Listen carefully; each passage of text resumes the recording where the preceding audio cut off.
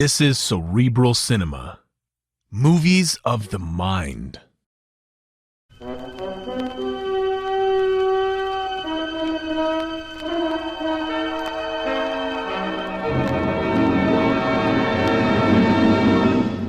I have been here. The Grey Goose, Adventures of a Modern Robin Hood.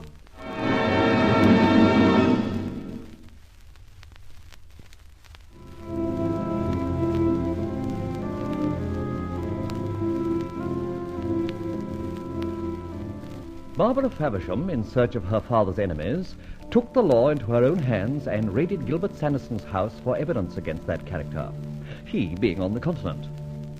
As I didn't wish to proceed in the matter, Barbara left a white feather at the scene of her robbery. A reproach to me, of course. Thus, I had to take a hand, and investigations led us to the fact that Gilbert Sanderson was dealing in forged old masters. It was no pretty sight that greeted us as Barbara Faversham and I stepped into the Chelsea studio.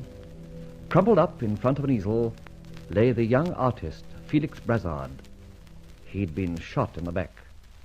Keep away, Barbara. But, Rolly, I just can't work out the link-up. Listen to me for a moment, and don't look. Oh, I can't listen. I can't think. It's all so horrible. Listen, I said. Thanks to my expert tuition, you were able to open the safe in the Sanderson mansion. Out of it, you took 20 oil paintings. On first glance, they appear to be from the hand of the French impressionist Utrillo. But I've just established the fact that they are very clever forgeries. Yes, I know all that. Mr. Wakely said so. I just want to get this straight in your head, my dear.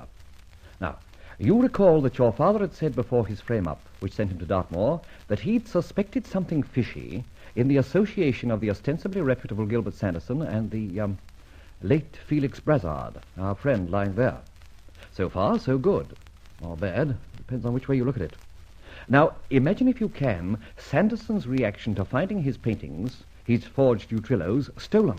I'm afraid I just can't imagine anything, except the dreadful death of this young man. Keep on listening. You've got to appreciate that we've been led into a murder case. Yes, Rolly. I should say that he'd come to the conclusion in double-quick time that someone knew about his little counterfeit racket. But we didn't. We only stumbled on it. Admittedly.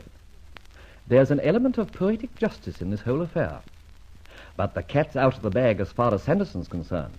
In his position, I'd feel that I'd have to remove any incriminating evidence. You're suggesting Sanderson murdered this man, Brassard? A suggestion only, Barbara. Now, cast your eyes round the studio. On every hand, we see evidence that this place has been searched, combed through in a great hurry.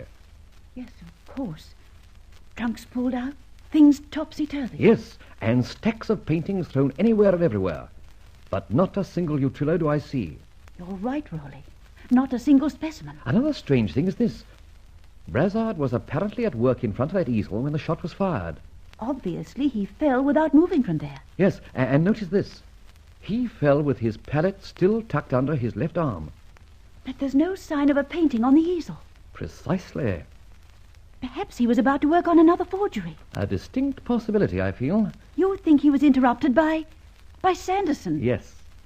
Mind you, Sanderson being back, finding his painting stolen, might think Brassard had double-crossed him, or might even talk. That wouldn't be good for Sanderson, would it? By no means. However, our job at the moment is to wait and see. And first of all, to eliminate any evidence of our visit here.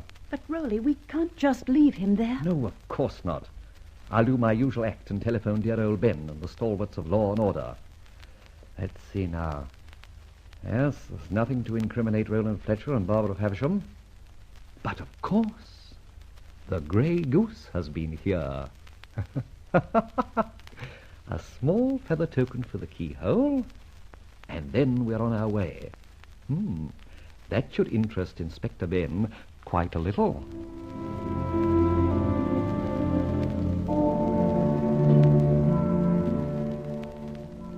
Again, I must remind you that the other side of these experiences of mine had to come to me much later. But to maintain true sequence, I must try and describe, by hearsay, a scene that took place between Superintendent Blair and our old friend, Inspector Ben Ford. The Grey Goose again. Ford, how does he know all these things? I'm dashed if I can make it out. It's over the odds, Ford. How did it all come about? I don't know. Except the usual voice came through saying that if we called at the address in Chelsea, we'd find something worth investigating. A confounded goose feather. There was also, Super, a very dead young man. Brazard. A French artist. Been over here about a year, from what we could discover from the few papers we found in odd corners of his studio. You said the studio had been ransacked before you started on your search? Hastily, but thoroughly, Super. The Grey Goose, no doubt. No, I don't think so. The Grey Goose, in my unfortunate experience, leaves no untidiness, only his damned feather.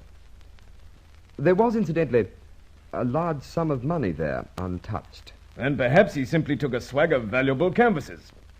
Who was this Felix Brazard? A genius, perhaps? Just a struggling painter like hundreds in Chelsea. From the inquiries I made in the neighborhood, I don't think Brazard's work would have much commercial value to real dealers. Just a minute, Ford. Were there any paintings missing from the studio? Well, it's hard to say. The canvas on the easel was untouched. Anything else of any value I wouldn't know about. Well, the Grey Goose generally helps himself to something. In any case, what was he doing there? Bless my soul. We've got the murder of an artist on our hands, and to make it more difficult, in flies the Grey Goose. Where the deuce does he figure? And what does a white feather want to butt in at Sanderson's place for? Oh, yes. Sanderson's place. Well, do you think there's any connection between that and the Grey Goose feathers? None that I've been able to discover. It may be another super safe cracksman setting up in opposition to the Grey Goose. Rubbish. What exactly did this white feather chap get away with? Nothing, sir. Nothing? That's what Gilbert Sanderson himself said after he got back from Paris early today. He said he'd left the safe quite empty. Very odd if you ask me, Ford. I'd say it bears a lot of further investigation. I'm calling again on Sanderson when he gets back home from his antique shop this evening. You know, I don't think I'd trust him altogether.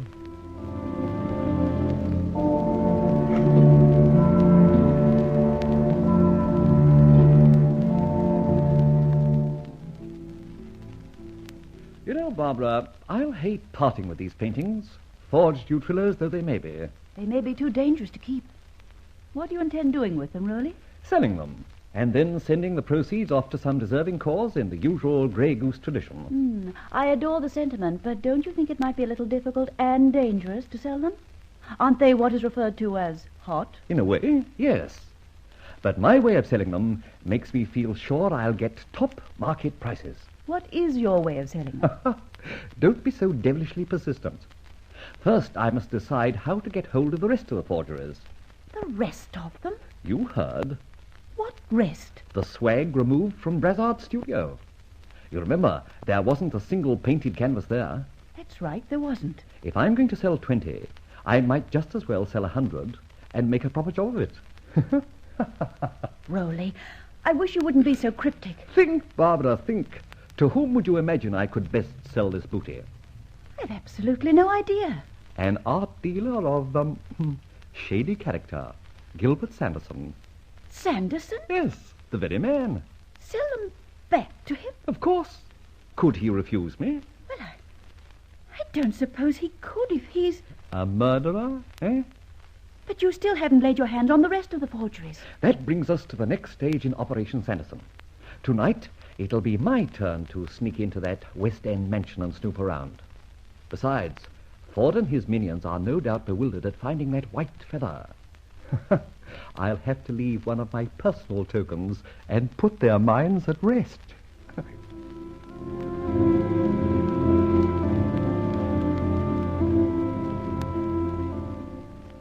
Thus, an hour or two later, found me at Sanderson's house. And on this occasion, I was Johnny on the spot, and heard Ben Ford and Sanderson in a bit of a confab. You'll excuse me, Mr. Sanderson, but I'd like a further word to you about last night's burglary. Inspector Ford, I thought I made it perfectly clear. I don't wish to take any action in the matter. Well, that's understood. But at the Yard, we feel that there might be some connection between this very mysterious burglary and the activities of a certain fellow who leaves a visiting card. A visiting card? A grey feather. Oh, him. You know to whom I allude, I see. Yes, an acquaintance of mine. Bradbury was one of his victims. That's most interesting, Mr. Sanderson. How do you mean? All the various victims seem to be vaguely acquainted. But I wasn't a victim of the Grey Goose, you know. Nothing missing, you say. The safe was empty. It was. Or was it? Inspector Ford, are you doubting my word? Please, don't be upset, Mr. Sanderson, but I'm a police officer, and I know the way people sometimes feel. For private reasons, they prefer to have burglaries hushed up, if it so suits them. I'm not hushing up anything. I might say, Ford, that this is a bit thick, invading my privacy. Man of my standing. Then your story is definite. The safe was empty. It was. And furthermore, it's no story. Very well, sir. But just one further thing is troubling me. That safe is rather large. You may open it if you wish. You'll find it very empty. I'll take your word for that, Mr. Sanderson. But let me come to my point. You deal in art and antiques. You carry them around, bring them home. And it seems a little strange to me that such a commodious safe should be empty. You seem to forget that I was away in Paris for a few days. Granted. But if you must know, I have another safe upstairs.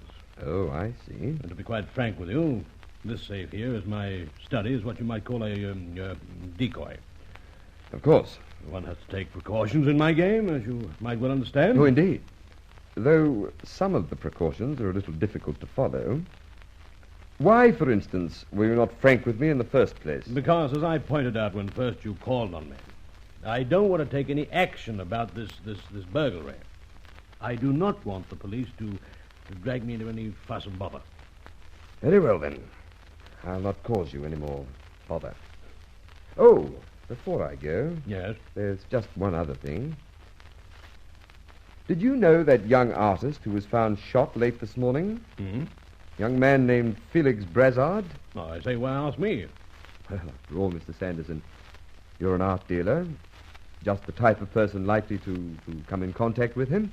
Yes, well, since you do mention it, I did meet the fellow. You did? Yeah, but you'll understand that I meet hundreds of these fellows pestering me with their wares. His work was nondescript, run-of-the-mill. Beyond that, I couldn't say very much. Oh, what's that? That noise, Inspector. Sounded like something falling heavily upstairs. Yes, I don't know what to make of it. And your other safe's upstairs? Yes, but... Come on, follow me.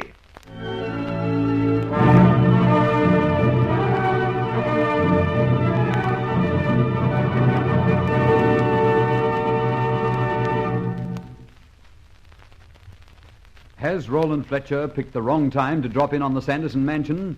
Listen for the exciting developments in the next episode of The Grey Goose.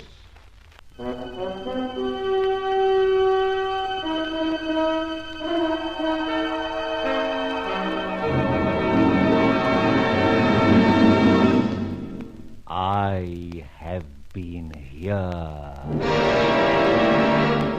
The Grey Goose. Adventures of a Modern Robin Hood.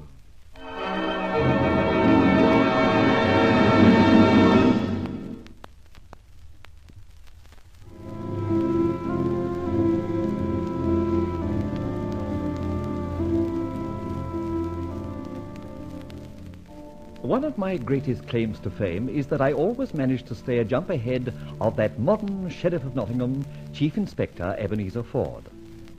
I was highly amused at the thought of examining the contents of a safe in the Sanderson mansion, while Ben and Sanderson himself were in the study below.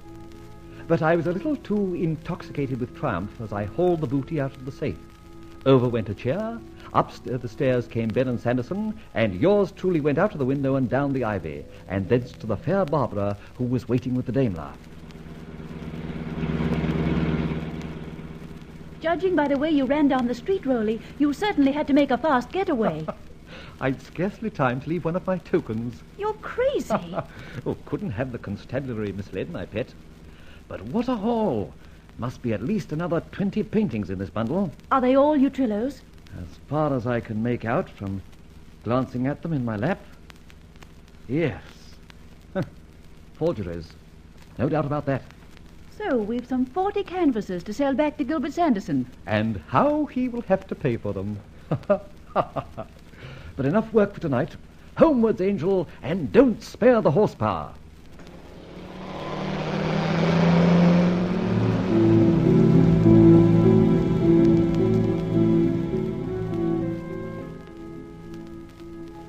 I'm sorry to have to tell you this, Superintendent, but the confounded blighter was right above Sanderson and me all the time. What a nerve the fellow must have. Yes, we must hand it to him. No, we mustn't. Next thing we know, Ford, the Grey Goose will be a hero around here. Did you spot him at all? No. When we got upstairs into the bedroom, he'd gone through the window without letting us get a glimpse of him. And the upstairs safe had been opened, you say? Yes, yet Gilbert Sanderson insists that nothing was missing from it. That fellow seems to be wearing that particular story a little thin. So then it's transparent that Sanderson's up to something. I'm positive that from both the safe in the study and the one upstairs, something has been taken. But Sanderson is determined not to tell what it is. Well, it's confoundedly confusing and frustrating. At least we know there's a connection between the white feather Johnny and the grey goose. And there might well be some connection between Sanderson and that artist fellow, Brazard, who was found shot in his studio. I'm bearing that in mind.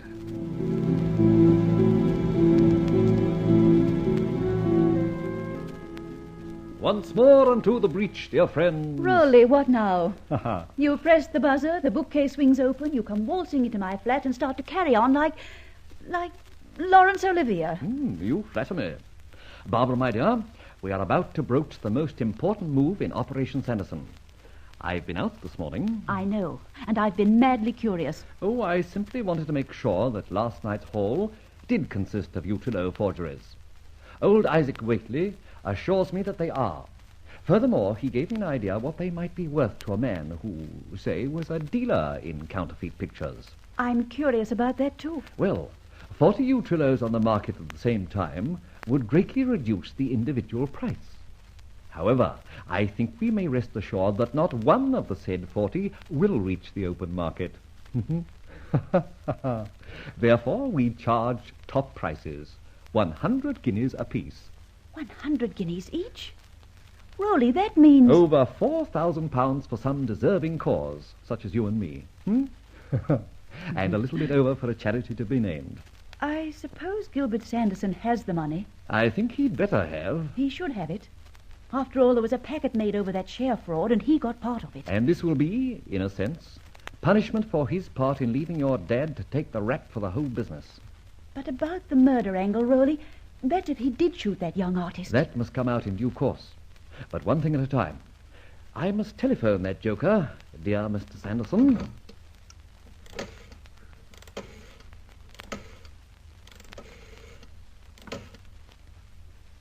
He's coming up now, Barbara. Time to mask the old voice. Hello. Hello. Are you there? Who is that? Here goes. Am I speaking to Gilbert Sanderson? You are? Is Sanderson the art dealer? That is so. But who might I be speaking to? Shall we leave that little detail out for the present? I'm afraid I'm not in the habit of speaking to unidentified strangers on the phone. Oh, you'll identify me soon enough. Now listen to me, whoever you may be. No. You listen to me if you don't mind. I'll tell you why I'm ringing. It's in connection with a number of Utrillos I have to sell. Utrillos, you say? Yes, 40 of them all told. Who the devil are you? Oh, just a simple-minded sort of man, trying to right a wrong here and there. In the Robin Hood tradition, you know. The Grey Goose. What the blazes do you want? It's about those 40 Utrillos. You know to what I refer, I take it. I know nothing about Utrillos. Oh, naturally. You may not be pleased with what I propose to do with them. You see, I'm going to insist, mark you, that you buy them back from me. The price is 100 guineas per canvas. Ridiculous, you can't. Oh, yes, I can. I dislike making threats, but in this case I must. Unless you carry out my instructions implicitly, these paintings will reach the police, together with their past histories. Now, 40 times 100 guineas is something over £4,000. I haven't got that sort of money to buy rubbish. No? No. This art business isn't all that you blackmailers think. Possibly not. But I should imagine that it would be most lucrative when, A, you deal in share frauds as a sideline, and B, you pass off very skillful forgeries. You're talking a lot of rot. Rot or otherwise, Mr. Gilbert Sanderson. I don't intend to talk very much longer. I want that money tonight, in notes. I won't do it. I think you will.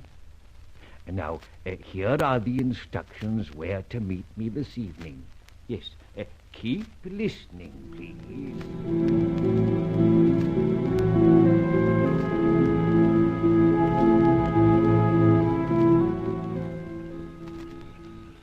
What's the time now, Rolly? Time? It's gone 8:30. Perhaps he's decided not to come. Oh, he'll be here. Don't you worry. Listen. That's a car now. Yes. Back in the shade of these trees.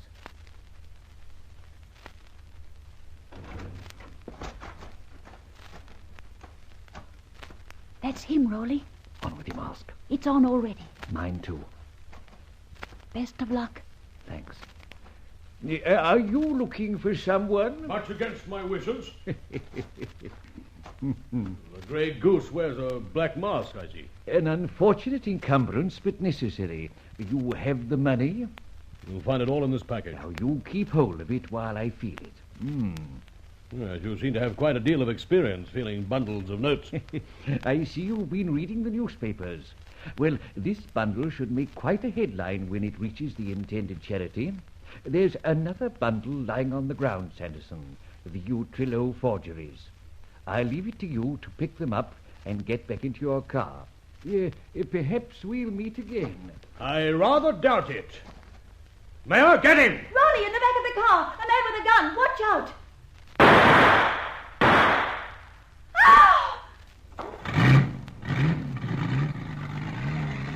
Oh, he got away. A clever ruse, my pet, and it nearly came off. Poor Sanderson. Rolly, is he... Very dead, I fear. But what happened? It was all so fast and confusing that I just didn't know what was going on. Well, Sanderson tried a swift one on me. Thought he'd bump me off. But before you saw that gunman rising up out of the back seat of Sanderson's car, I'd spotted him myself. I was already diving at the blighter. The gunman started to shoot wild, and Sanderson collected the bullets. Oh. The gunman, Sanderson's gunman, that is, seeing what he'd done, sprang into the front seat of the car and went for his life. Apparently, there's such a thing as poetic justice. It's terrible. Now what are you doing? Leaving another grey token here with Sanderson and the forged Utrillos. Then I'll contact Scotland Yard.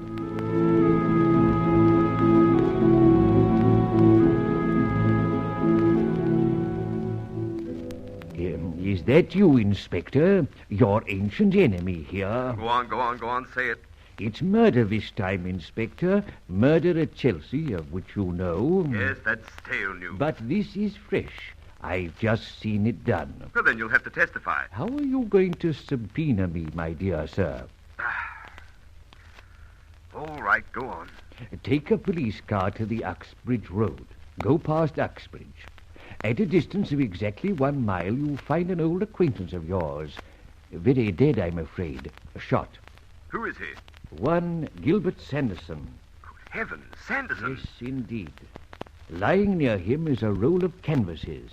Paintings? Yes, painted by one Brazard, late of Chelsea, a forger of paintings employed by the late Mr. Sanderson. Did you shoot Sanderson? Inspector, dear, I never shoot. I never commit violence except when defending myself. No, the shooter, a peculiar term, is one Terence Marr, quite a well-known character among the gang social sets. You're sure? Didn't I say I saw the shooting? Hurry, man, hurry.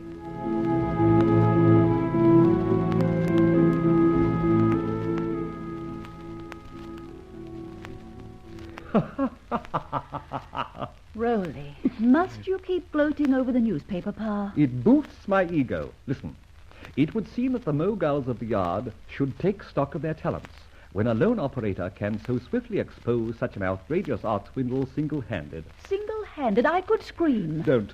Just cross another name off the list of the men who helped to ruin your father. Already crossed off. Sanderson. Ah, we can wash our hands of that affair. All right, but I have a souvenir. Just what do you mean by that? I've been very naughty. I kept one of those paintings. Perfidious? Perfidious, as I've always said. I think it'll look very nice on the wall of my flat, even if it is a forged Utrillo.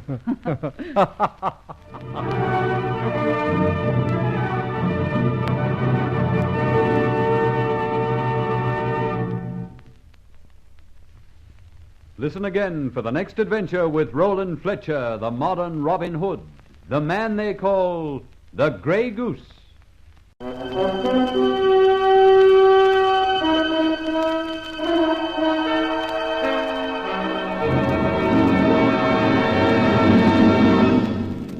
I have been here. The Grey Goose, Adventures of a Modern Robin Hood.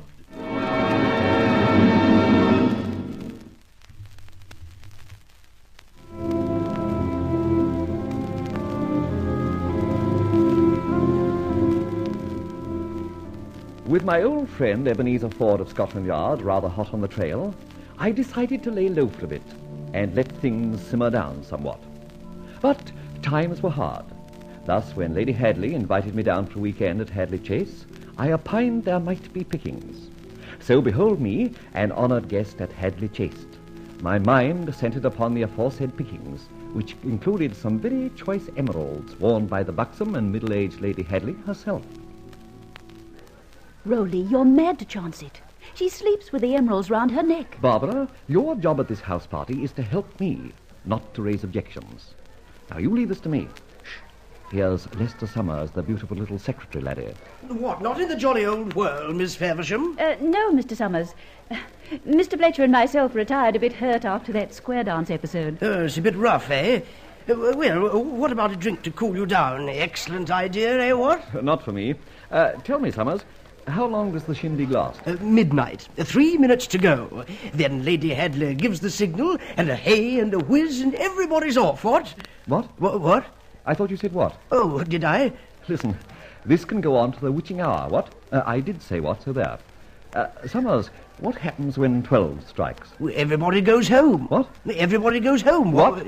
Beat you to it that time, Summers, laddie. Party's nearly over, Lester. Oh, I'm so sorry to interrupt. Oh, not at all. You must have met these two, Zelie. These two are Miss Barbara Faversham. How do you do? And self, Roland Fletcher. Sorry. Miss Zelie Kerman, a great friend of Lady Hadley's. Charmed. I'm not charmed. No. No, I'm captivated. Delighted to meet you, Madam. Miss. You were right the first time. Lester, darling. Yes, Zelie? If we had a drink, we could just be in time to toast our hostess. Oh, but of course, I'll get him. Good boy, Lester. It will require some assistance, so won't it? Oh, but yes. Miss Faversham, would you help? Go on, twerp. Sucker. I'll be delighted. Lead on, Mr. Summers. Let's get together and mix the poison. And I mean poison.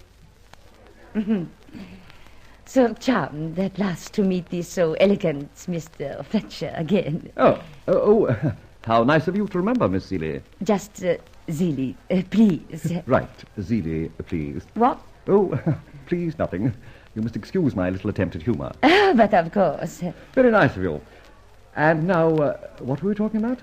Oh, wine, no. You know her ladyship very well, don't you? Oh, but yes. No, that is, we met 6 months ago. It would be at Aix-les-Bontemps? But yes, how clever of you to guess. Extraordinary. Not really. It was the first place that came into my head. And how? Oh, you yourself, of course, were there. Yes. Oh, yes, of course. Then that's where I first met you. A lovely place, don't you think? Hadley Chase? But yes, of course.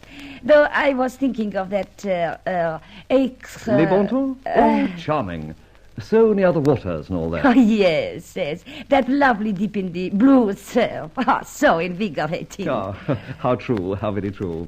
You must have looked charming, Zelie, dipping into the waters at Aix-les-Bontemps. Ah, yes. Ah, those waters must almost have taken the aches out of Les Bontemps. How funny you are. Do you take your whiskey with soda water or without waters, Miss Kerman? Soda water for me. Well, here's bonne santé. Prosit? Auf Wiedersehen. Can't you think of anything, Lester? Bottoms up. Present company accepted, of course. You're staying in the house, Seeley? Oh, but yes, Roland. Good. See some more of you, what? Yes, doubtless. But for now, I go to my dear hostess, Lady Hadley. Are you coming too, my Lester? Oh, but certainly. I mean, yes, I'm coming. Well, how do you like your snakes cooked? Grilled to a cinder, so that I have to send them back, my dear. That woman's poison. Yes, very true. But done up in a very attractive packet. Yes, Barbara, we've got to find out about her. Very soon, too. I think she may be a bit of a danger. Do you know anything about her? Nothing. Except that little Lester Summers runs after her like the tail of a kite. And you look moonstruck every time she wags her false eyelashes. No. Let not the green eye colour our landscape. You know I never succumb to feminine charms without a purpose. Yes, and it's the purpose I'm suspicious of. Oh, very caustic of you, my dear. But we won't dwell on it. Now listen here, wench. This Zeeley... Miss Kerman. This Kerman woman is a phony. You're telling me. She's dyed in the wool imitation. Exactly, I've just discovered that. She doesn't know Aix-les-Bains from a new town I've just built, called Aix-les-Bontemps. Oh. She thinks there's arthritis in both of them. What? Aix. Aix, my dear, Aix. Oh. So glad you didn't ask me who arthritis was. She pretends to be French, German, Swiss, or what have you. But between you and me and the leg of lamb, she's a cockney. Good heavens. You should have said blimey, not half, but we'll let that pass. The point is, how does she go with our Lady Bountiful, Lady Hadley? How has she, this so-and-so, insinuated herself into this house party set-up? By the same means as you have, my burglar friend. By Jove, you hit it, Barbara. She's here on matters beyond the law. Like you. Will you change the record? Look, if this is so, and I'll give a guess you're right, she may queer our own pitch. Maybe the Hadley emeralds have brought her down here. Or, on the other hand, I may be misjudging her. You couldn't misjudge that creature? That's the word. So what? Scout, my dear. Go and scout. The party's nearly over. Group around, track her down. Track little Lester Summers down. Find out what you can. Hurry, wench. Will you wait here? I shall. There's whiskey, to say nothing of the waters. See you later, then. Trust a woman to find out about another woman. Barbara will find out, even if she's got a mole in some less obvious place than the back of her neck. Oh, excuse me, somebody told me there's a drink round here. Ben! Oh, good Lord, you, Fletcher. Yes, and I'm not a drink. But I can give you one. Say when. When? What are you doing here? Didn't you notice? I'm robbing the safe. And while we're doing our catechism, what are you doing here? Nothing, except not enjoying myself. I got here late, only to find the party's over, everybody singing Auld Lang Syne, and the drink waiter's all gone to bed. Have another. Oh, yes, thanks. You staying over? I was invited for the weekend, but I think I've had it, so I should go back in the morning. I'm going back to town tonight. If you want to go earlier, why not come with me? No, I can't very well. Miss Faversham is staying over. The Hadley woman is an old friend of her family's. That's how I got the invitation. Oh, well, here's luck. Rather it were you than me. Cheers. Cheers. Well, I'll go and say good night to Lady Hadley. See you in jail. What? Oh, yes, I'll pop in on visiting days. Good night, Ben.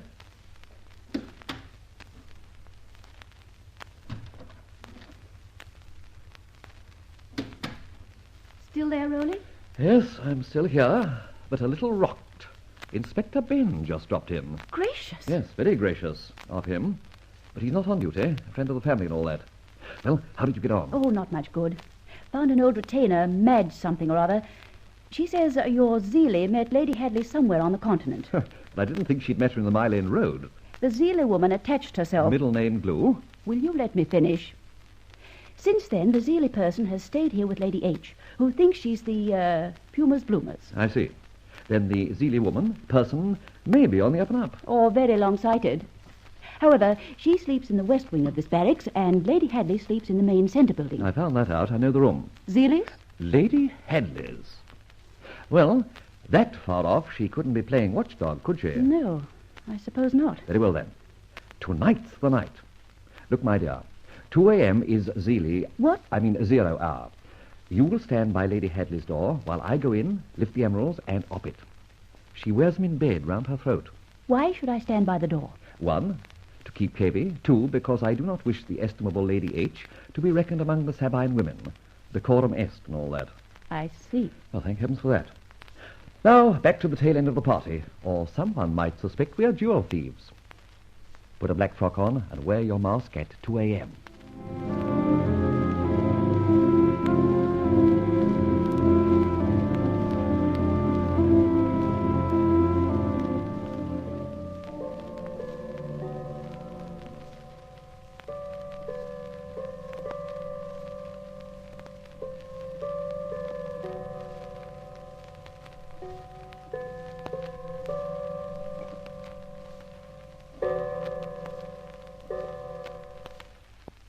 Bells, Skipper.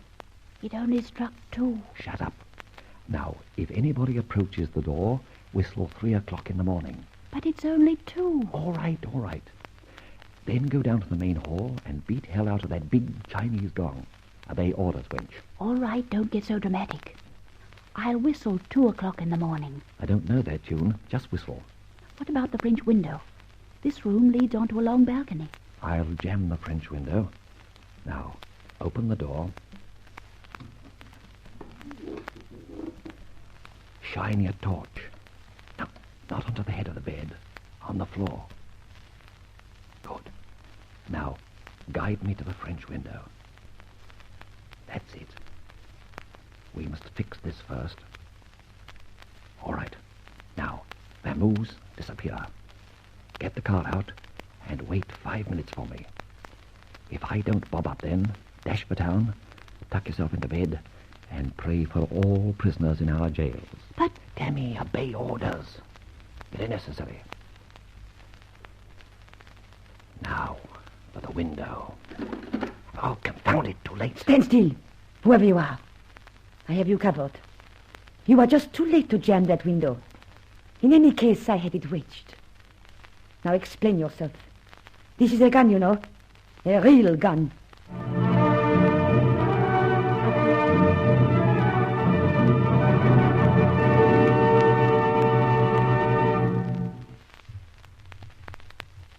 And so in his quest for more jewels, Roland Fletcher has certainly got himself in a spot.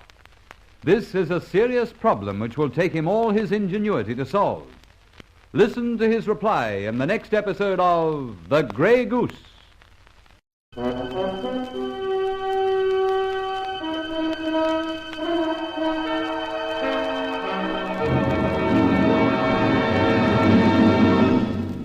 I have been here. The Grey Goose, Adventures of a Modern Robin Hood.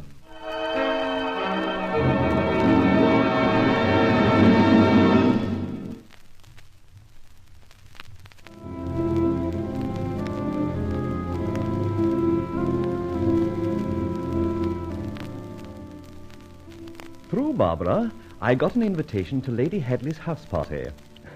She has emeralds, you know. Inspector Benford was also a guest. On this occasion, definitely relaxing. I met, too, a lady called Zelie Kerman, a pseudo-foreigner, who had attached herself to Lady Hadley and was living with her. She was beautiful but phony. She was escorted, too, by a funny little puss called Lester Summers in the sort of lapdog capacity. That night, 2 a.m., Barbara and I raided the old lady, who was in bed sound asleep with the emeralds round her neck. Most unexpectedly, the French window opened suddenly. Fortunately, I was wearing my mask. The voice said... Now explain yourself. This is a gun, you know. A real gun. Stop it, Barbara. The fact Back out of the door at once. I do not wish to waken her ladyship. Go on, and take that mask off. I'll obey the first instruction, but permit me to retain my incognito a few moments longer. You will do as I say in 1 minute, after I have made sure her ladyship is unharmed. Now, I am shutting the door. You will remain outside for 30 seconds. If when I open the door you are not there, I shall scream, and you will be caught before you reach the front door. Now, wait. Well, the fair Zelie herself. I think I can guess why I'm on this side of the door and she's on the other. However, We shall see. Is she all right? She's sleeping like a top, as you say. Something like a Mickey Finn at work, eh? And what is this Finn you speak of? Do not answer, but walk slowly down the stairs. Remember the gun. I do remember it, and am walking. Facilis descensus Averni and all that. Letting you know, for it's easy going down. Stop chattering. Now, the front door.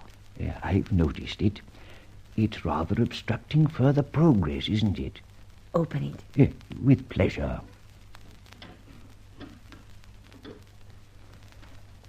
It is open. Now, down the stone steps. You're driving me away? No, I am coming with you. Oh, how charming of you. I didn't think an old codger like me had that much personal magnetism. Hold the tongue and descend the steps. Remember, I am behind you 6 steps with the gun. I've said I remembered the gun. This is quite a flight of steps, isn't it? When you reach the gravel drive, you remove that mask or I shoot. Is it understood? Definitely, alas. Then proceed again. And this... Say, what is this? Treading on a girl sitting on the steps to get some air. Grab her, Rolly. Got her, the gun. Stop her yelling. The gun's on the drive somewhere. She can't yell with my hand halfway down her throat. God bless my soul, she can't yell anyway. She's out to it. Must have fallen on her head, I think. Stunned. Good. That was a sweet trick of yours, Barbara. Top marks and all that. How did you work it out? Well, I didn't exactly.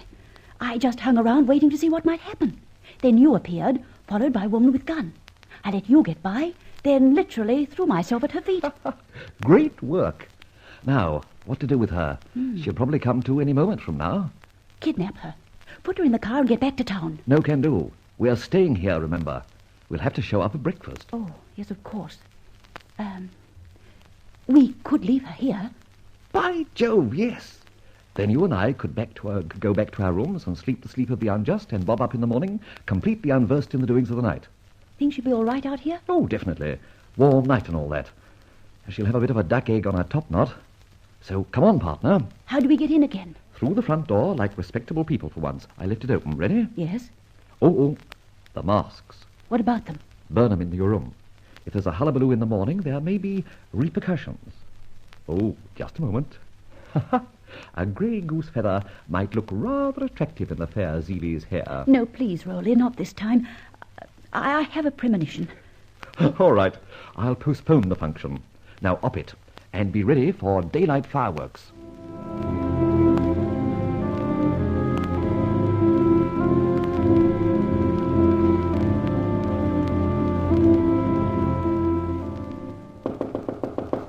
Mr. Fletcher, sir? Yes? Breakfast is served in the dining room, and would you please hurry down? There's been terrible trouble. Police and Lord alone knows that the ladyship in a big to-do. Oh, I'm sorry. Tell him I'll be only a minute. Thank you, sir. Terrible trouble and a big to-do. Yes? It's I, Rolly. Hurry, there's trouble. You get down at once. I'll follow in a moment. Right. Oh, I wonder how Zaley's headache is. Oh, dear. Hello? Who's that? Lester Summers, Mr. Fletcher. The fact is there's considerable distress. Oh, come in. Distress, you said? Oh, my word, yes. What? Everybody's in the dining room except, of course, dear Lady Hadley. Well, doesn't she eat with her guests? Oh, but yes, but at the moment she is prostrate. You see, the emeralds are missing. Some burglar chappie, what? I didn't say anything. Oh, I beg your pardon. Burglars, eh? Good, I'll come down with you. Oh, that will be a great relief to me. I'm a bit allergic to burglars. Aren't we all, as the vicar once remarked? Oh, did he really? You ask Frilly Lonsdale. Oh, thank you, I will. Well, here we are. You go in first, will you? Come in, Fletcher. You too, Mr. Summers? Ben, I thought you'd gone back to town. I did. And at 6 a.m. I was informed of a burglary here. A major case of theft, and so I returned. Now then, sit down, everybody, while I ask a few questions. Miss Kerman, please endeavour to be concise in your answers. Concise, Inspector. I do not know it. Heaven help me. Tell me what happened last night. Oh, but yes, you will understand. I awoke at 2 in the morning. How did you know the time? I look at the clock, dear police. All right. Then what? The door it bang. I am disturbed. Out of my bed I get. Then I run along the whole corridor to my dear patron's room. The Lady Headley, you know. Why? For to protect her. You see, I have gratitude. She gave me a home here for 6 months. But why did you think harm was threatening her? It was, how you say, a dog idea. A what? Instinct, Inspector. The charming Mr. Fletcher. He has the understanding. All right. Now continue. Just as I reached the door, a man, he dashed out. An old man, I think. An old man? So, he has a gruff and aged voice. He said to me, stick up the hands. My hat. I do so. Then he say, go down the stairs. I do so. Then he say, open the front door. I do so. Why did you do so often? Because he has the gun. Thanks. Leave this to me, Fletcher. Go on, Miss Kerman. Then he say, go down the steps to the driveway. I do so. You smile? Oh, please finish your story. At the bottom step, he raises his gun and he bang it on my head. He did so. That's how you were stunned. That is so, police. I am a blackout. Then later I wake. It is daylight. I climb up the steps and go to the room. And then, alas, I see my dear patron asleep. But, alas, there are no emeralds. No emeralds. How did you discover that? Because she sleeps always with the necklace around her throat. I see. Then she awake. And she discover also. And then we wake up all the people and the good butler. He telephoned the Scottish Yard and you come. And I have this bump on the head. Thank you. You, Mr. Summers. Oh, but yes, old chap. Where do you come in? That is, I don't think I do. I apparently slept all through the fuss. Only heard of it when the household was awakened. I see. What is your function here, if I may ask? I'm a kind of a secretary to her ladyship. Miss Kerman introduced me to her on the continent. At Aix-les-Bontemps, wasn't it? Oh, but yes, my dear man, how did you know? I didn't. It was a rash guess. You see, Miss Kerman told me she also met Lady Hadley at that place. But yes, exactly. So you know nothing, Mr. Summers? But nothing. Will you excuse me just one moment, Inspector? Oh, what now? I've just been wondering whether Miss Kerman shouldn't have a doctor to examine that knock on the head. Oh, no, and thank you, it is now nothing. Maybe it would be wise. I have a little experience of wounds, of war and all that. May I see it, Miss Kerman? It is so charming of you. Yes, under the circumstances, I think so. It aches, you know. Like Aix-les-Bontemps. That is most funny pun, huh? Now, just past the hairline. So. You have the soft touch.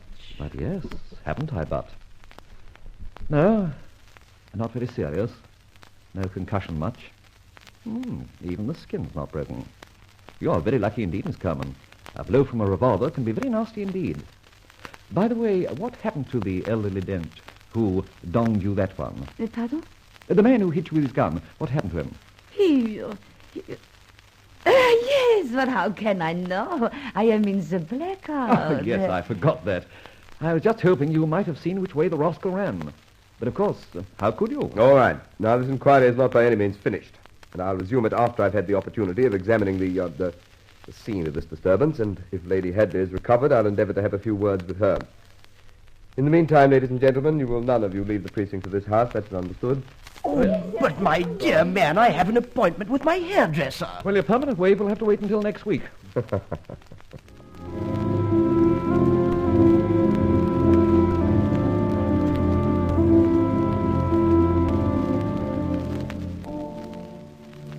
I wish we could get away from here, Rowley. Can't be done. Besides, I'm having quite a piece of fun. So I noticed. You took quite a bit of time fiddling with that Zealey woman's hair. You have the soft touch. But, look, Rowley, we're in a spot. I don't think so. As for that woman's hair, I had a purpose in that. That's what I meant. Off on the wrong foot again, my dear. Now, leave that for a moment and listen to this. A smack on the head with the butt of a gun leaves a bruise and a lump, but it also makes an indentation. So what? We know she didn't get a crack with a gun. I was examining the bruise to see if she'd thought of that. She hadn't.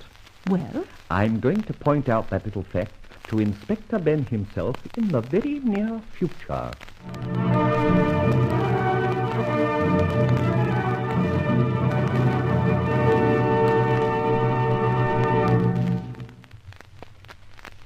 And so we find Roland Fletcher assisting the police in the person of Inspector Ford. Or is he? Follow the next step taken by the wily Grey Goose.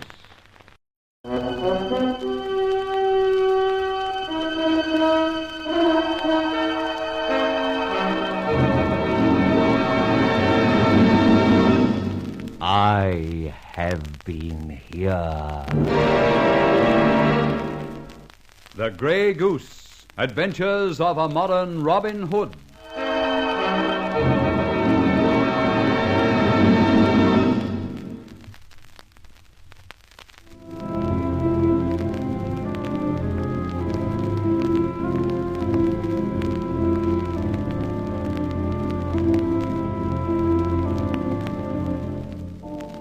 Hadley Chase, from which I expected so much so easily, turned out a house of turmoil.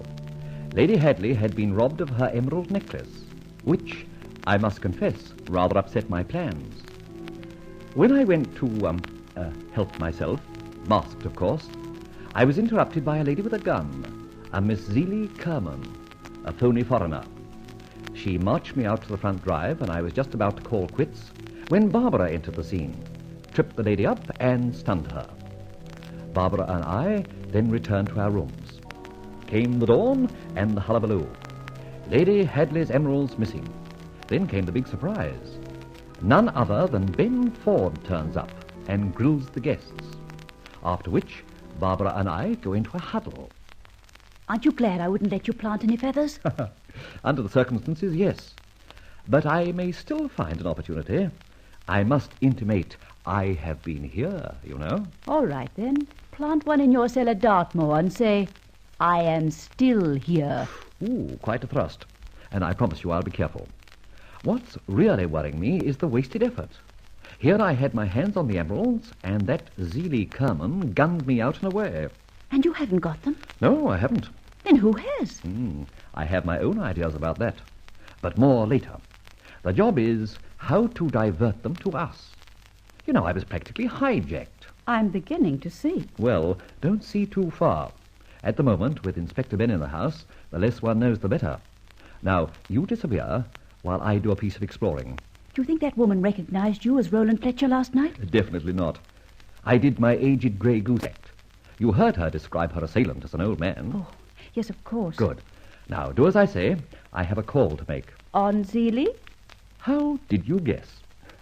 I'll tell you all about it afterwards. Oh? Good heavens, what's that? The famous bull in the proverbial china shop, I think. That scream didn't sound much like a bull. Don't be so pernickety.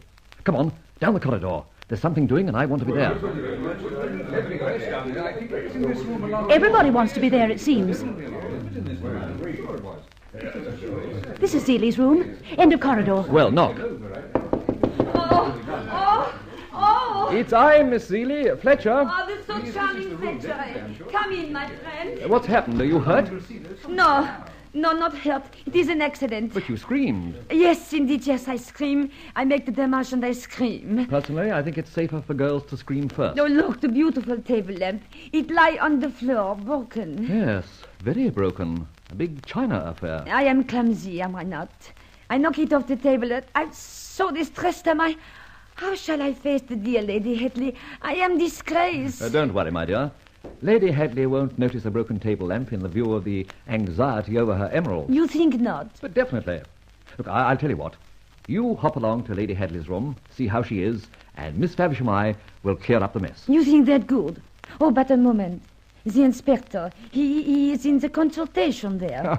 Don't let him worry you. But I am not glad at any time to see his terrible eye. You take it from me, it's more terrible at any time to see his glad eye.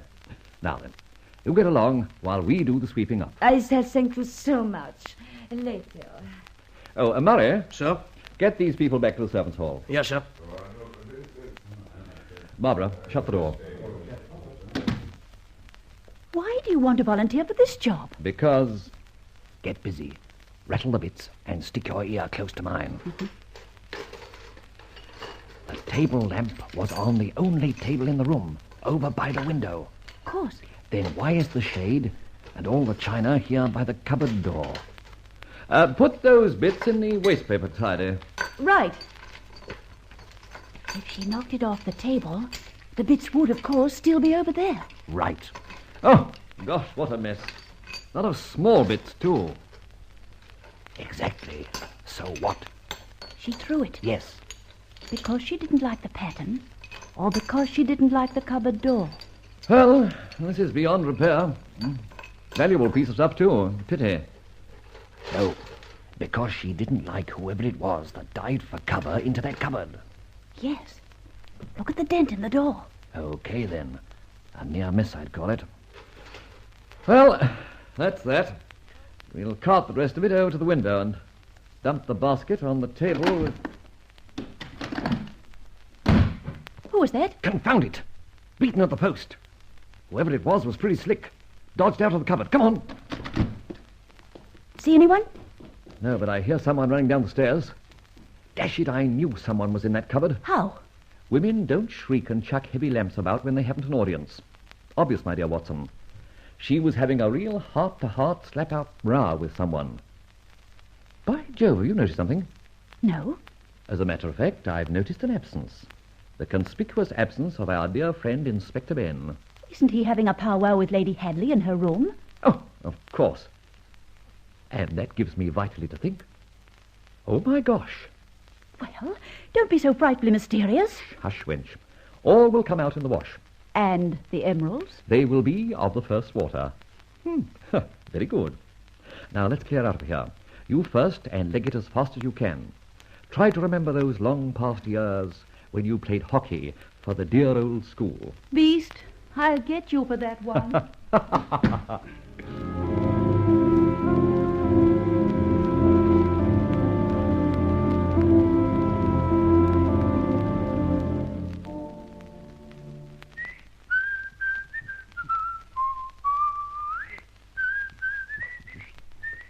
Oh, there you are, Fletcher. Well. Ben of all people. I was just thinking of you. In fact, if you recognized it, I was whistling your theme song. I was looking for you, as a matter of fact. Good. That is unofficially, I hope. Yes, on this occasion. Still good. Well, what's afoot? I was going to ask you that. I heard there was a bit of a schmozzle up in Zeeley's room. You heard of it? You didn't hear it. Now, be careful, Inspector. You are on your oath. What is all this? Ben, please answer. It's rather important. You heard of it? That's what I said. Murray, the butler, told me. When? Oh, a few minutes after I left Lady Hadley's room. After? I said after. Ben, old man, it's only another mile to my room down these infernal corridors. I'd like a little speech with you.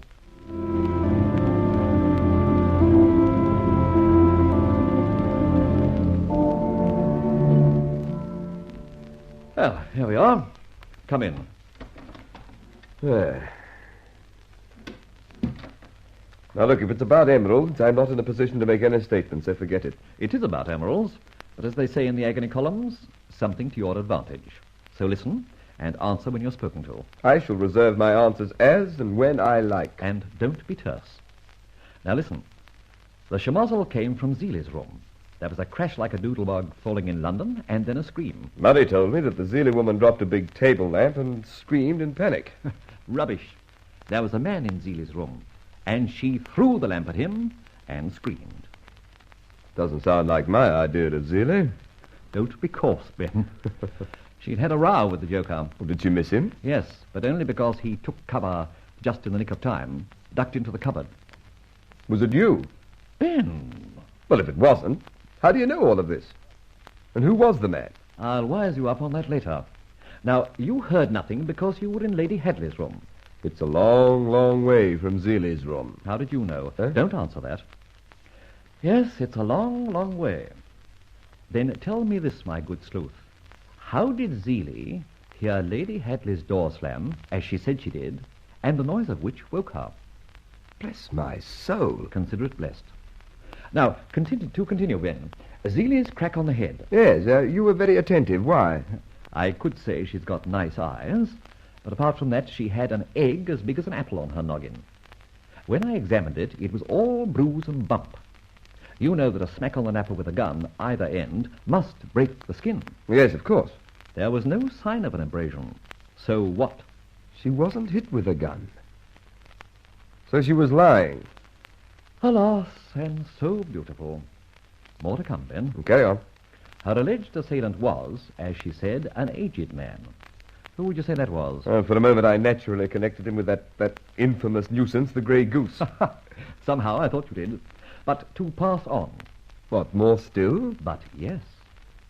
According to the lady's story, she recovered consciousness on the front drive in the cold and dreary dawn. Immediately, she gathered herself together. She entered by the front door. And immediately made for Lady Hadley's room to protect... My gosh. What do you think? To steal the emeralds, of course. Oh, be your age, Ben. Eh? Well, then what? Look, she wasn't bumped on the head by an aging burglar with a gun. We proved the gun point. But she has got a bump on the head. Well, maybe she walked into a door. But she said otherwise. True. Oh, look, Fletcher, you've been darn clever, and I must hand it to you. But nothing has been stated that would pin the theft of the emeralds on Zelie. However, go back to the fracas in her room. Right. The aforesaid fracas brought me and some of the servants to Zelie's room. She went to apologize to the old lady. Miss Havisham and I got rid of the servants, offered to clear up the mess. Wherever should you? Because, Ben, I smelled a rat. And what's more, I discovered one. But I won't expose him just yet. It was then I found out about the man in the room, about whom I told you. I insist on knowing more. Right. In your official capacity, after dinner, insist on everyone remaining in the dining room. Got it? Then I'll take you up to Zelie's room. Good.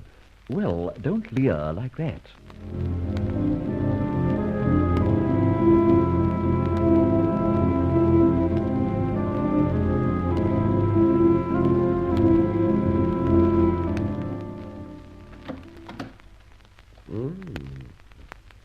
Charming room, too. Yes, not so charming now that door is so badly damaged.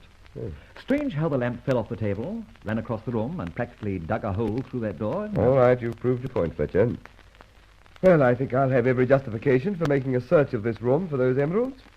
Even Zelie herself. How very ungallant of you, dear Inspector. Zelie? And you shut your big mouth, smart guy, or else. See this gun? It pops.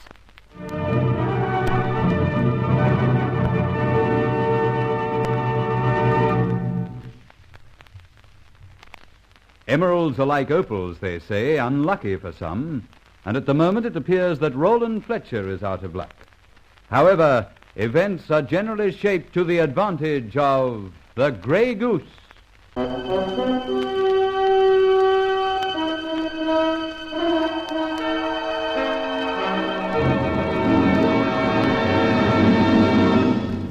I have been here. The Grey Goose, Adventures of a Modern Robin Hood.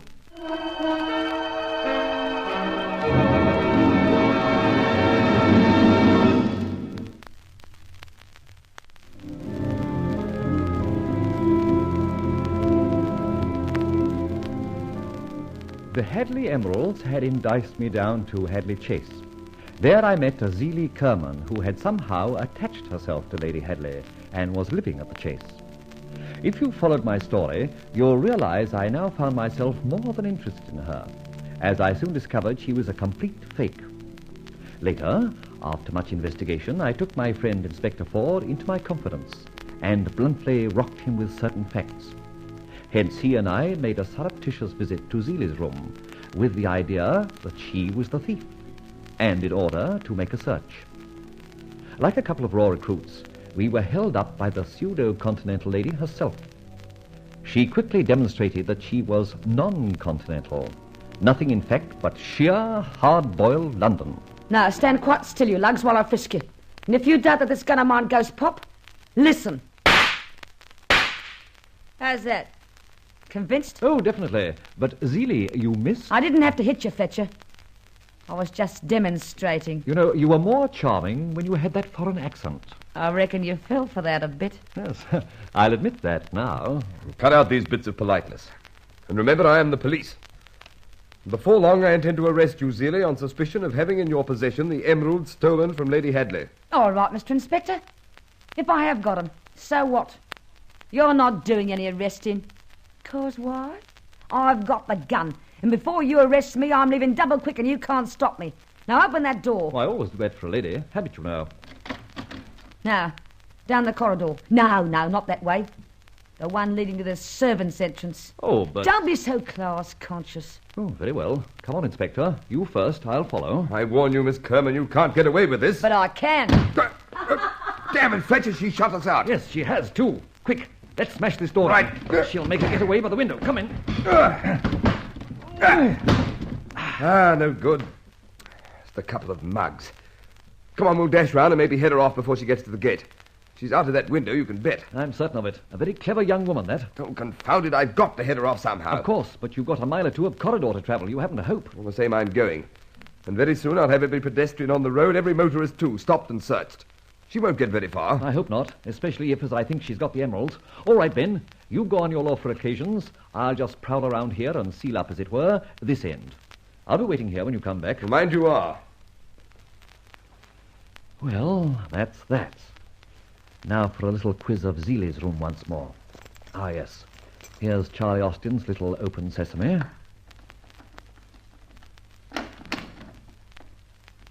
No one at home. Window open. Yes, the bird has flown. Well, it's no use hunting for emeralds here. They've flown with the bird. Think I'll make myself comfortable in this chair and see what cooks a bit later. You never know.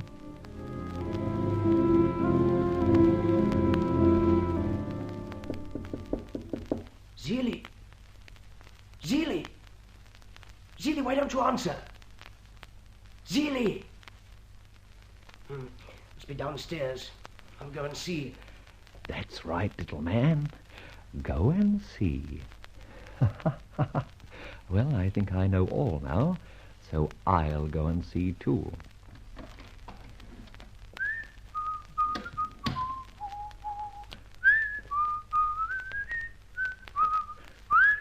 Ah, Mr. Summers, well met. Oh, of course. But yes, well met. Where are you off to? Downstairs, my lad.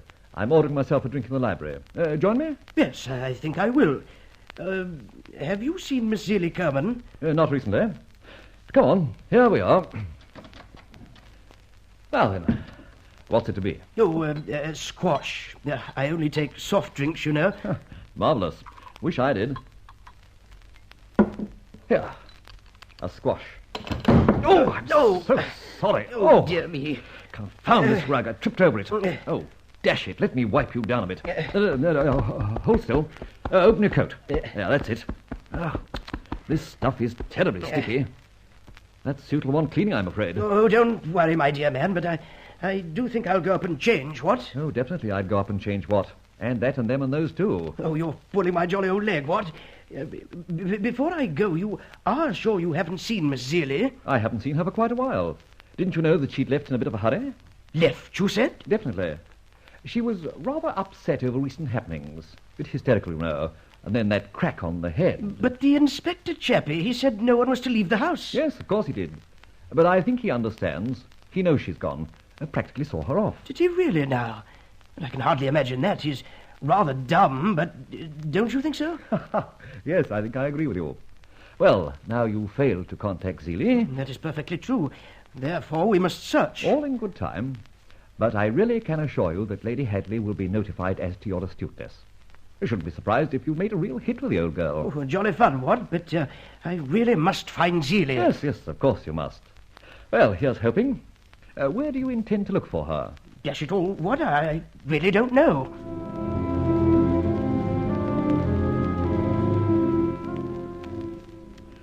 Now, there we have it, Barbara. Have what, for heaven's sake, Rowley? I confess I'm completely in the dark. Ben failed to catch up with the lady, I'm certain. She got out of the window, and he had to go round all this labyrinth of corridors and try to head her off at the gate. He naturally missed. Personally, I didn't expect any better luck. That's why I remained behind. And what did you glean? Nothing very tangible, but enough to justify me getting to meet you here. Because I'm very certain that someone else is going to leave here in a hurry very soon. If we wish to find Zeeley, that person will lead us to her. But what of the inspector, out on his wild goose chase? He's been notified. Yes, I hope so. I rang through a message for him to look out for my car and follow it, giving me 10 minutes grace. Should I stop anywhere, then he's to follow and collect the bodies. Goodness gracious, you take terrible risks. No Grey Goose business, I hope. Not so far, but one never knows. Do be careful. I will. Now, watch your side of the corridor and see what Santa Claus will send you. I'll watch t'other.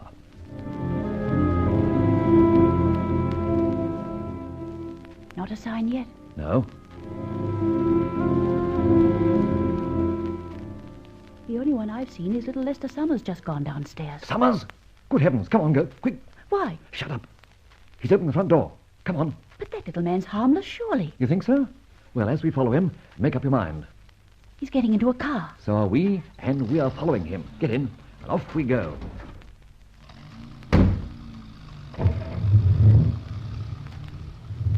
I really don't understand. Never mind, but I'll tell you this much. That little man is leading us, if I'm not much mistaken, to friend Zeeley. Oh, that's why you're so anxious. Yes, you've got it in one. Cat, now sit tight while we follow our little friend.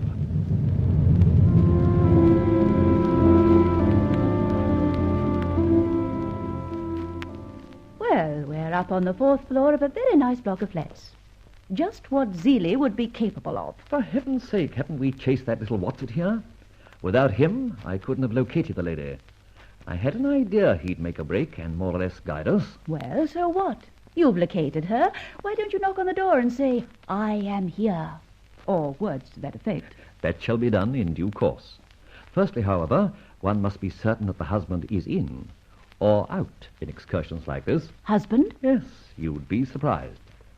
Now, this, I think, is the door. Glue your face to it and listen with all your ears. I'm going round to the kitchen side of the flat. There's a service lift there. See you anon.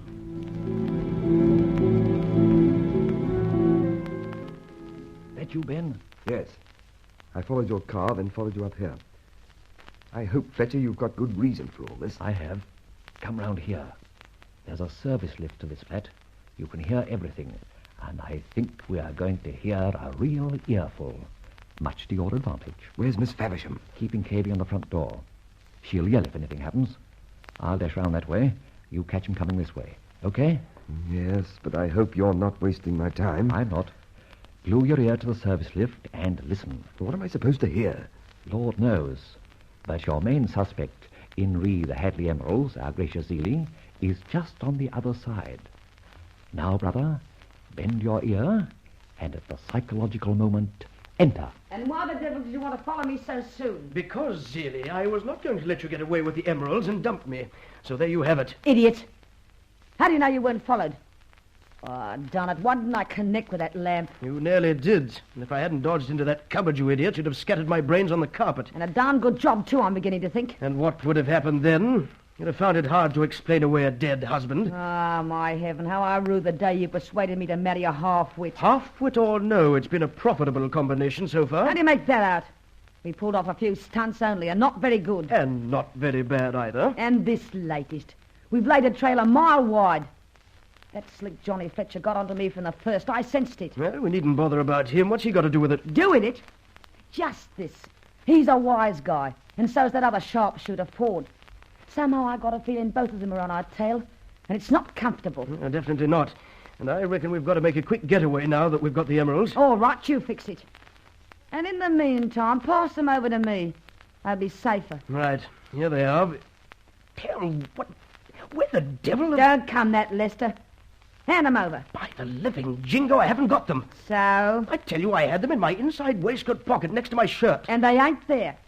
Come here, lug. I've been robbed, I tell you. Someone's got at me. You double-crossing little rat. You've dumped them somewhere on the way.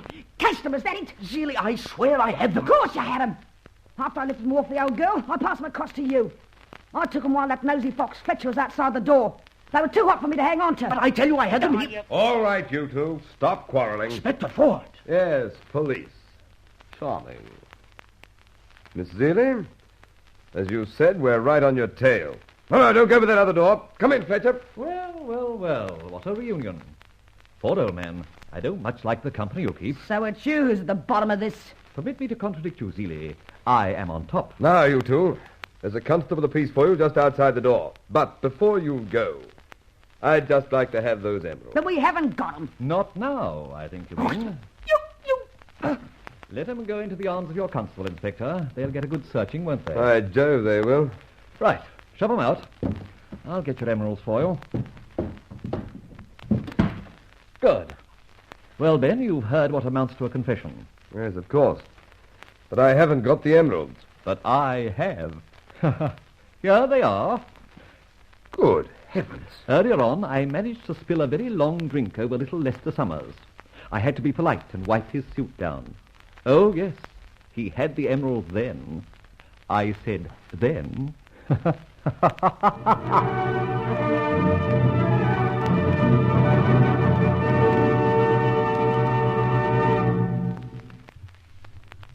And so we conclude yet another adventure wherein Roland Fletcher finds himself on the side of law and order. But such is not the usual run of things with the Grey Goose.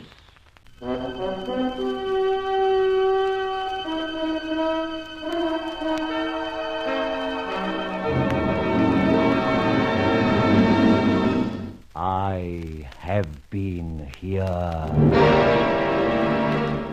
The Grey Goose. Adventures of a Modern Robin Hood.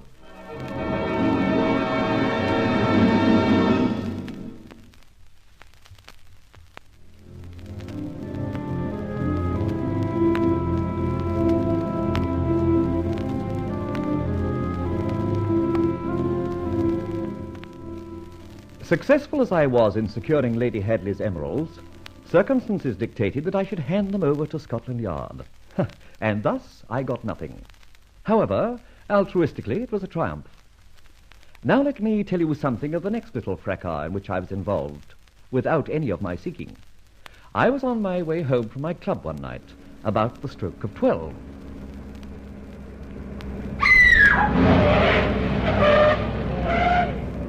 Well, never even stopped to see what happened, the lout.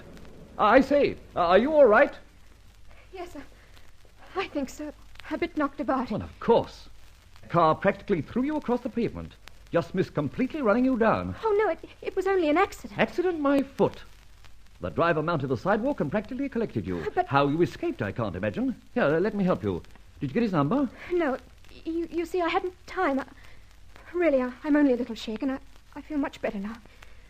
I'm sure it was just someone a little under the weather. Driving badly.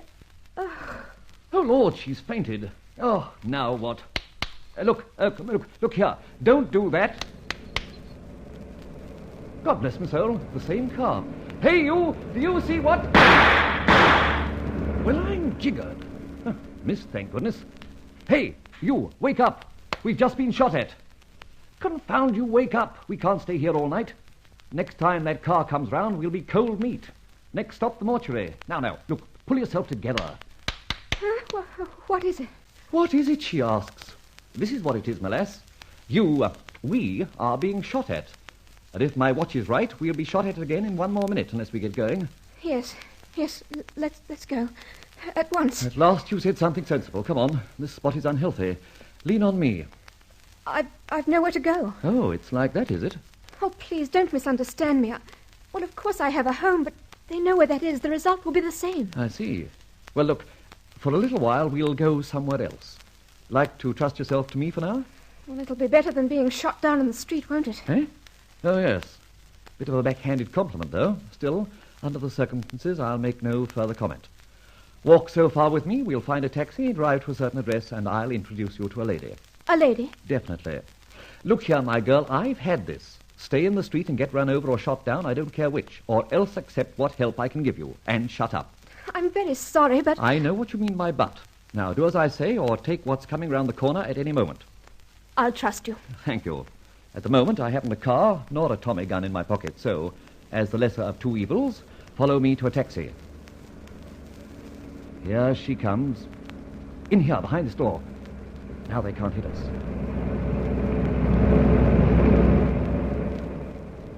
Good. They didn't see us that time. All right, step it out, round the next corner. We definitely can't stay in this street. That car is going to play circuses until they do get you. Us. Right now, run, and run like blazes.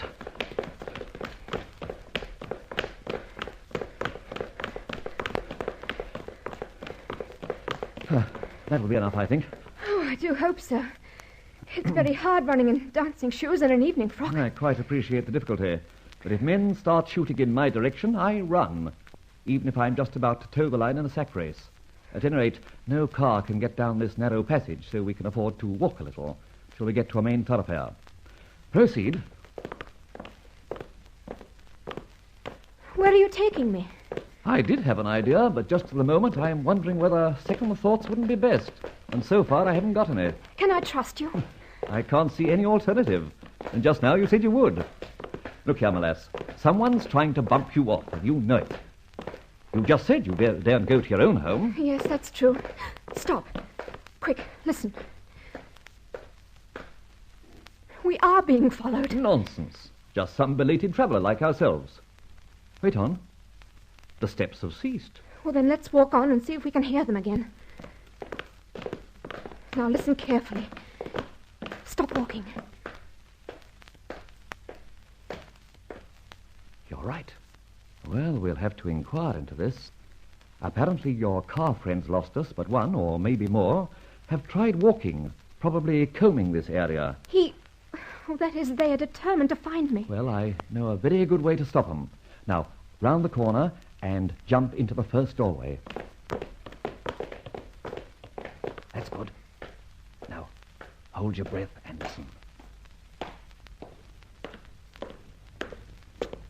Stay put. Excuse me, have you a light? Eh?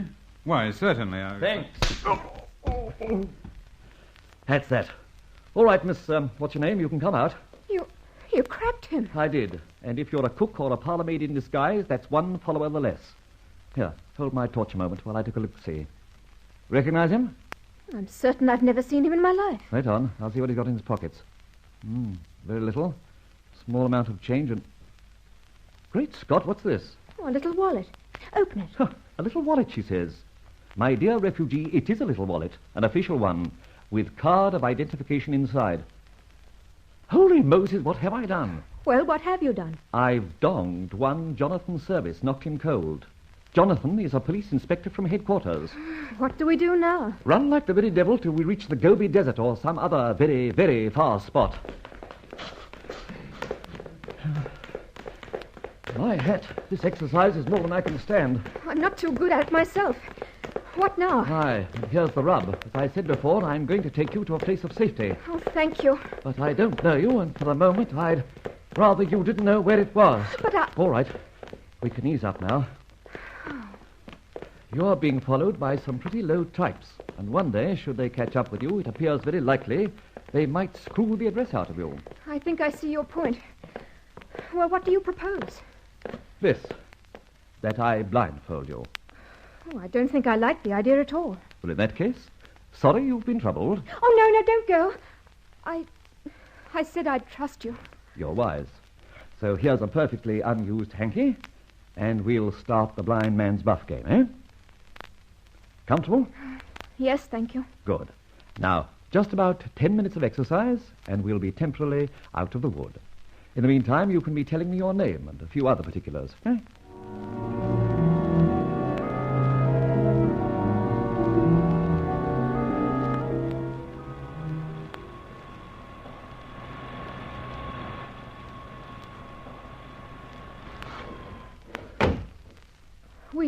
We are in a lift. Definitely. Take my arm again. We're almost there.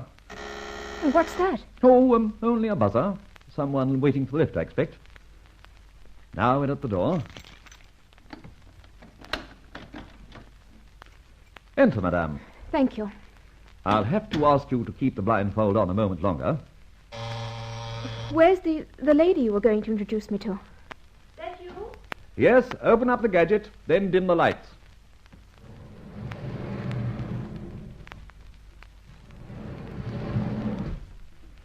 Now we can remove the bandage. Oh, what a relief. Let me thank you for playing fair. I watched you very carefully. You didn't cheat. Neither did you. I'm grateful. Now, this is Miss Barbara Havisham. Can we trust this lady? I'm certain of it. She's Miss Janet Joyce, and we've got to help her.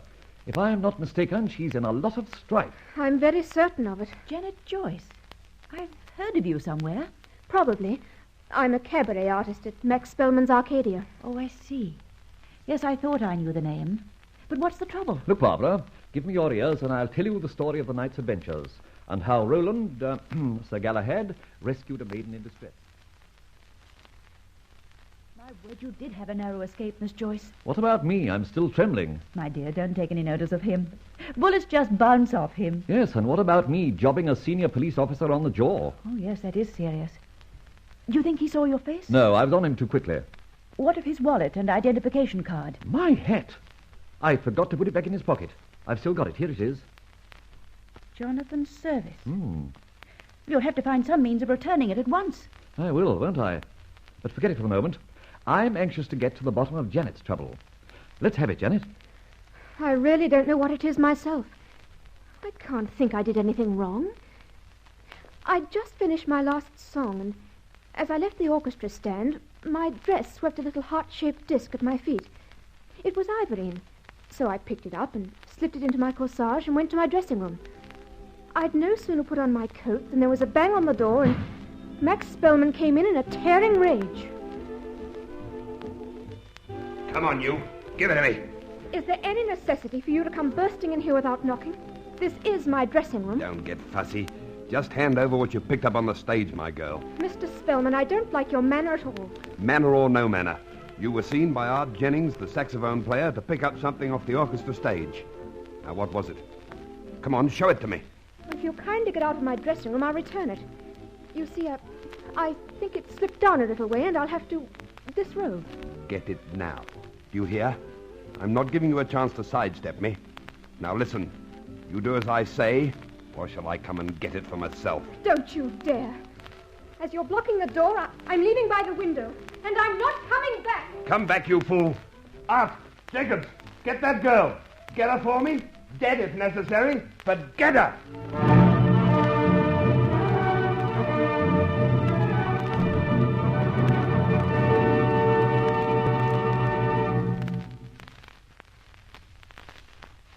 And so, yet another adventure brings Roland Fletcher into fresh excitement.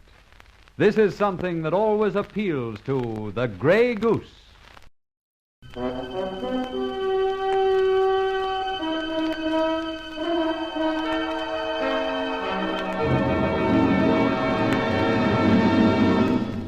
I have been here.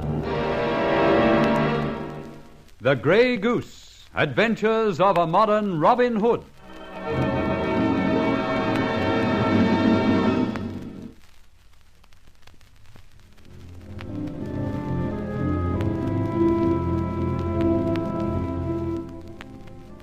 Quite unsuspecting, I find myself again engaged in night adventure.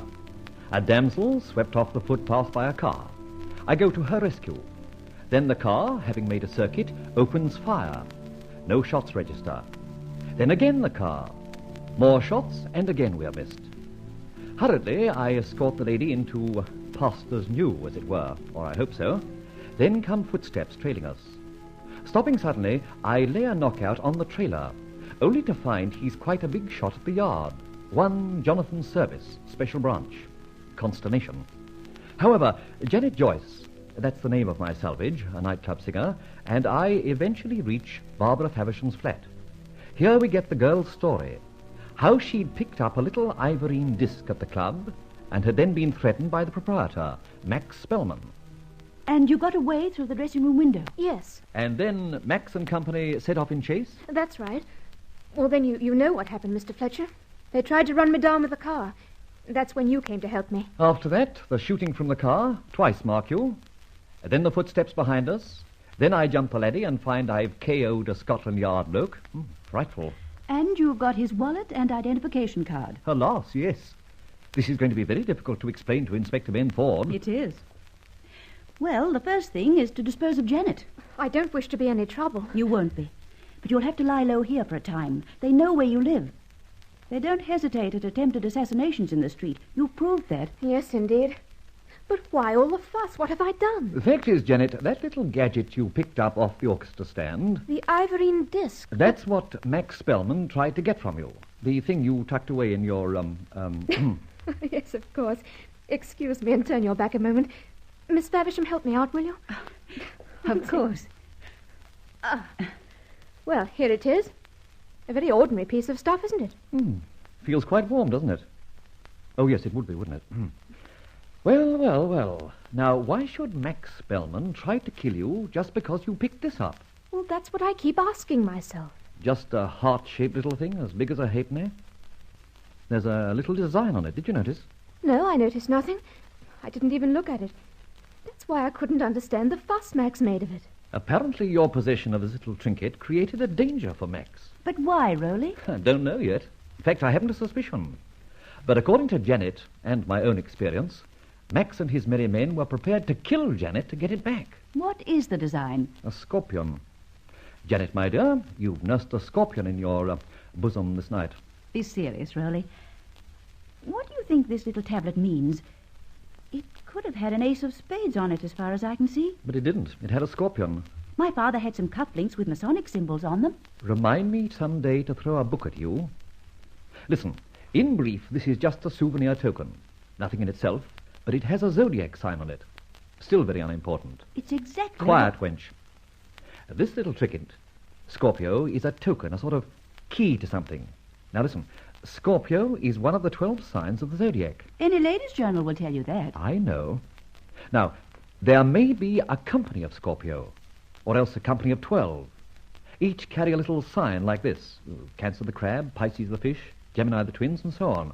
Mr. Fletcher, you have got something, I'm certain. Good. I was sure the brain box was working. Let's go a step further. Scorpio is dropped by someone on the orchestra rostrum at the Arcadia Cabaret. Yes, and Art Jennings saw me pick it up. Well, that's what Max Spellman said. And he went to town about it. You know, I'm beginning to enjoy this. Now, if you two girls will kindly retire, you'll look after Miss Janet, won't you, Barbara? Of course. And you, Janet, will oblige Miss Faversham and myself in one very important thing. What's that? You will not, at any time, look out of these windows. But You will not. It will not be safe for you or us to know or be able to identify this place. You promise? I promise. Good. Now, Barbara, all lights out, please. Right. Now, you'll excuse me. I'm taking my leave of you.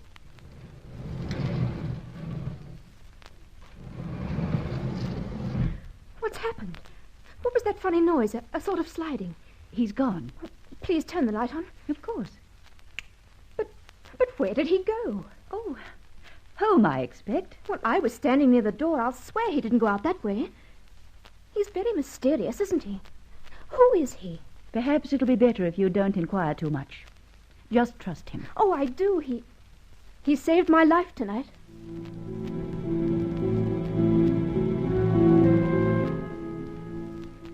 I can quite understand your annoyance, Inspector, at getting a phone call at this hour. Oh, so it's you again. One of these days, Mr. Grey Goose, you'll have to ring up from one of our best prisons. Oh, I do hope not. However, let's not waste the precious moments of liberty in badinage.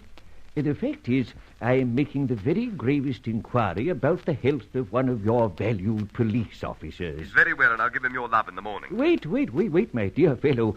Don't be hasty. You haven't asked me to which officer I refer. All right, I'll ask you. To whom do you refer? One Detective Inspector Jonathan Service. Service? Why are you so curious about him? I'm not, I hope, unduly curious, but just between you and me and the gatepost, is he on a special assignment? I can't answer that. Thank you. I see he is. Oh, confound you, man. Have you seen him lately? No. Strange, isn't it? Doesn't he report in? Officers on special assignments don't have to. Then he hasn't. Thank you, Inspector. I'm answered again. Now, listen to me. If you know the whereabouts of Jonathan Service, kindly notify my office at once. Do I detect a little note of anxiety, Inspector? Oh, go to blazes! Dear old Ben. He suddenly gave the game away. Jonathan Service is on special duty. Hasn't reported. They're a bit anxious at headquarters. I'm sorry I had to knock him out. Ah, well, now to get Charlie Austin down to Max Spellman's Arcadia nightclub.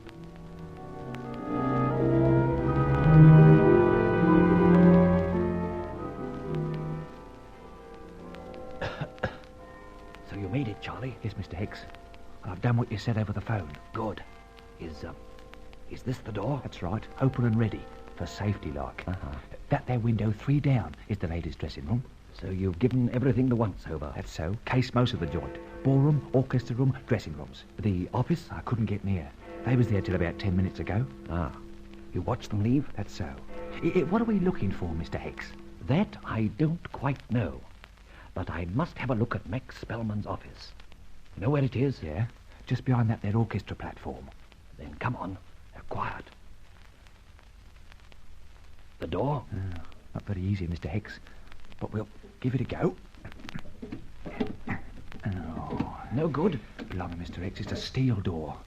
Wants a blowtorch, if you ask me. That's not so good. We haven't got a blowtorch. Isn't that a pity? Put your hands up, my friends. This gun is an argument. Under the circumstances, I'll not hesitate. Blimey, a fair cop. Indeed, yes, a fair cop.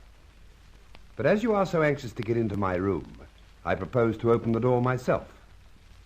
So, a little button of which only I am aware. Get inside. Now, let me have a look at you. Well, well, well. Just a couple of ordinary thugs. What do you want? It's funny, you know. When I looked up tonight, I had a feeling that something was going to happen. Oh, did you? Yes. I'd had a little trouble earlier, you see. And somehow I was restless. Funny, eh? Right. It's funny. So what? Strange, you know. You especially don't strike me as an ordinary burglar. Now, what are you doing here? Answer. You've said it yourself. Burglars. Is that all? Somehow I don't reckon you're telling the truth. Listen, Muggs. I didn't come back here alone. I didn't think you'd have the pluck to. Shut up. Now, don't move. Alec. Come in, boss. So you got both of them? Yes, both, Alec. They don't seem to want to talk. Can you do anything about it? Sure. I can do lots. So you're Alec? Yes, that's me. Take a good look before I cut your eyes out. Very nice sentiments you have, Alec. Gets you into trouble at times, no doubt? Yes. Yes. You appear to have run into a door. Huh. What happened to your jaw? That must have been a mighty punch you You struck. backpedal, hear me? Yes, I hear you. Now, shut up. You too, Alec. There's plenty of time to get going. But perhaps these boys would answer a question or two first. That's where we started, isn't it? True. But I warn you to do as I say. Alec isn't very nice in his methods. Now come over here to my desk. Come. All right, I'll come, but don't point that gun at me. Come on and don't argue. Right, jump him, Charlie! I'll go this one.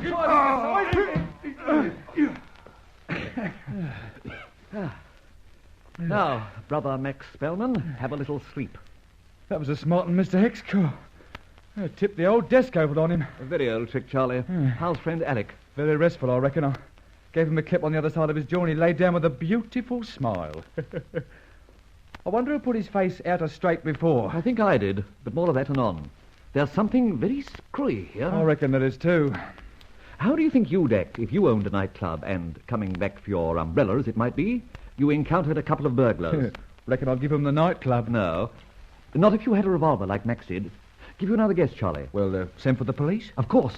Now, why didn't Max Spellman? That's right. We was on his property, nefarious-like. You notice the walls of this office are covered with war trophies, Charlie? Old swords, pistols and whatnot? Yeah? During our little set, too, one of those swords fell down out of the scabbard. Hand it over, Charlie, and I'll show you a very strong reason why friend Max did not send for the police.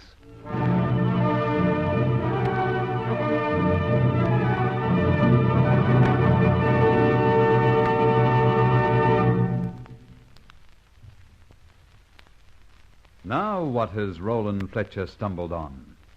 Follow the interesting development of this adventure of the Grey Goose.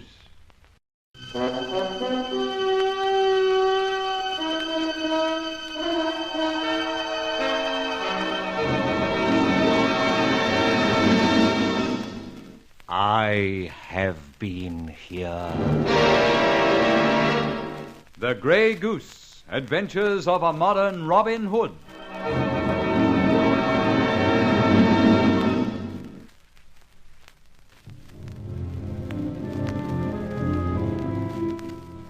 My meeting with Janet Joyce was, as you've heard, made under a hail of bullets. Apparently, she was to be disposed of, probably on account of her picking up a little disc of ivorine stamped with a scorpion. Max Spellman, owner of the Arcadia nightclub, seemed to want this very badly, and almost assassinated the girl. Fortunately, I was able to hand her over for safekeeping to Barbara. Then I contacted Charlie Austin, and in the wee small hours we entered the club, somewhat feloniously, but were surprised by Spellman and his coverman, Alec. Luckily, a chance turned up, and between us, we emerged the victors after a short battle in Spellman's office. Here's the sword, Mr. X. Good. During our little fracas, Charlie, this was knocked off the wall and fell out of the scabbard. Incidentally, our unconscious friend Spellman has, as I just pointed out, quite a collection of weapons on his wall. But to return to the sword that fell off. Did you notice anything? Oh, sort of powdery, eh? Yes. Be careful not to sniff any of it. That powder, my friend, is a narcotic. Cocaine, heroin, or what have you. Dope. Definitely. Very astute of our friend Charlie. Look around you. Mills bombs, swords in scabbards, daggers, jackknives. Take any one down and... lo and behold. Blimey.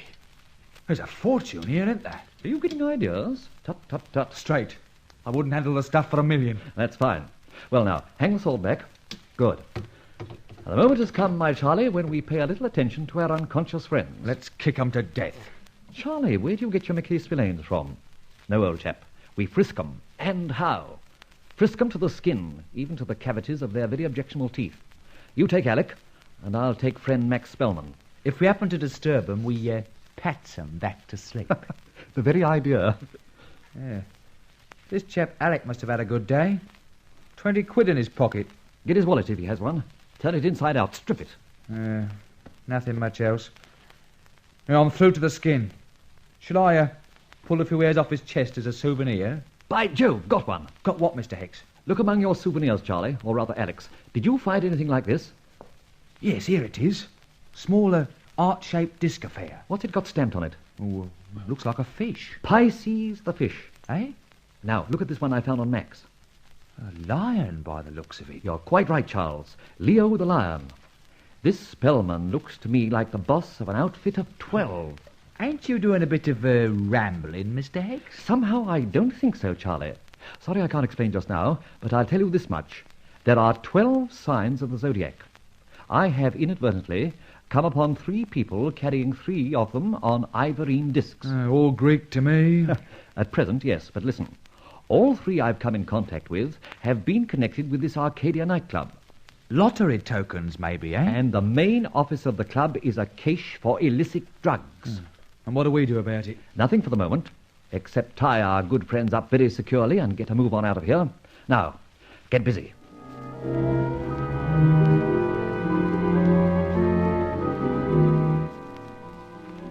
All right, Charlie. Douse the light, close and lock the door. By the way, there's Alec's 20 quid on the table. There is. And about 50 of Spellman's. Bring it along. It's not a fortune, but it'll help. Right. Now the door. Help! Did you hear that, Mr. X? Was that someone calling? Help! Help! Watch out for a trap, Mr. Hicks. Of course. Let's move in that direction. Quiet. Help! Help! Getting warm. Certainly nearer. Carry on. Over this way! Help! Just near us, I reckon. Help! I know. Charlie, it's under the band rostrum. Can you hear me? Yes. Help me. Under the band. Go from the back. Right. Coming. Careful, Mr. Hicks. You bet. Look, we've got to get to the back. Oh, dash it, the rostrum's only about 3 feet high. Come on. Now we crawl. You still there? Yes. Yes, over here. Charlie, you go left, I'll go right. If it's a trap, we can't both get caught. Now, get a wriggle on. Hurry. Well, you're no trap fella. Tied up and bashed. Get me out. Help me. All right, Charlie, lend a hand. This bloke's nearly out to it. Heave. Heave. Heave. Well, we're all clear now. Get your knife, Charlie. He's bound up like a mummy. Made a proper job of him. Thanks, chaps. I don't know how long I've been in there. Who are you? Oh. Confound it, he's fainted. I say, Charlie, we've got to get him out of here. Look, son, pull yourself together. Come on, come on. Who are you? Serve? Go on, man, try. Service. Service. Service. Jonathan Service. Great Scott, I've got it. Look, fella, we'll get you onto that lounge. Come on. You'll be comfortable there. That's it. Now, don't move. It'll be dangerous for you. Get me? Now, stay here until we get back. Thanks. See you in a few moments. Come on, Charlie. Back to the lion's den. He ain't a decoy. By Jove, no. You just listen to me. That fellow, unless I'm much mistaken, is so full of information of value that Scotland Yard is going to run out a red carpet when he arrives. The Yard? Yes, Charlie, none other but. For your private ear, that nearly bumped-off specimen is none other than Jonathan Service, Inspector, Special Branch. Is that so? If it isn't, I'll eat Max Spellman and his little friend Alec. Now, here we are, and keep your eyes open. Well. How are we feeling now, Max? Take the gags out, Mr. Austin. Don't be too careful with the dentures. Come on, you lugs. Open for Daddy. I'll get you for this. Somehow I don't think so. Listen, what's your lurk? If a few quid can square things... Neither 100 quid nor 1,000 quid will square things. I'm not trading with a dope peddler. No such thing in the Arcadia. I've formed my own opinion about that, Mr. Leo the Lion. Leo? How... Shut up. I want to have a word with little Alec here, alias Pisces the Fish. I ain't saying nothing. No? Charlie, try the old jugular vein treatment. Eh? Better speak, pal. This hurts. Release the pressure, Mr. Austin. I shan't speak. Charlie, just a little more, Mr. Austin. No. Watch this, Spellman. It might be your turn. No. How now, Alec? Nod your head. Aha, he nods. Fine. So, how was it you were travelling around with a Scotland Yard identification card, one belonging to Inspector Service? He was nosing around here. Hold your tongue, Alec. Shut up, you. He was on duty, that what you mean? Yes, nosing around. So you bumped him off and impersonated him? You damn fool. I told you to go gently. I did. I did. Your idea of gently is all wrong. I regret to say, Alec, he's dead. No! I just found him under the band rostrum. I tell you, I only stunned him. Tied him up and left him without food and water. That's murder, Alec. No. And that brings you into the picture, Spellman. You're an accessory. Understand that? It's not so. You can't get out of it, rat. You see, all the evidence is against you. What evidence? The evidence that the Arcadia is a depository of dope. A distribution centre with 12 operators. Yourself, Leo the Lion... Doesn't much like a lion now, does he? I tell you, you're raving. It's you who are doing the raving, Spellman. Now listen, you. You'll write me 12 names. I won't. You will? 3 of them I know. Yourself, Alec here, and the sax player, Art Jennings. He, incidentally, is Scorpio. I, by the way, have these 3 tokens. Take a look at them. By heavens, if I could move, I'd tear you limb from limb. But you can't move, my dear fellow. So what? Now, just stay there like nice little lions and fishes till I come back. Alec, if I could get out of this, there'd be another murder. Sir, mister, don't leave me alone here with him. Shut up. Oh, just a little token of my esteem, gentlemen. A grey goose feather. Come on, Charles. Alec, if I could get what are you talking about? Lock the door. Just a couple of lovebirds. Do you know something, Charlie? I don't know nothing. I'm in a daze. I myself am terribly relieved. You see, I've just found out I didn't knock out a policeman. I don't get it. Sometime you will. Now, back to our invalid, Jonathan Service. Well, how do you feel? Fair. I'd just fair done up. What do we do? We get him outside. You get my car and take him to your place and hide him. He won't give you any trouble. It'll be a week before he'll be fit again. And don't let him see your face. Right? Right.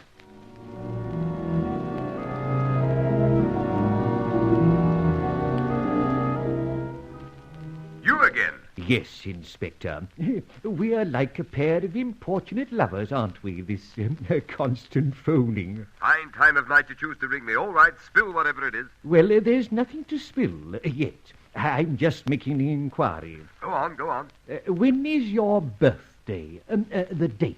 Thinking of sending me one of your confounded feathers? Well, that is a thought. But seriously, the date, please. The 27th of May.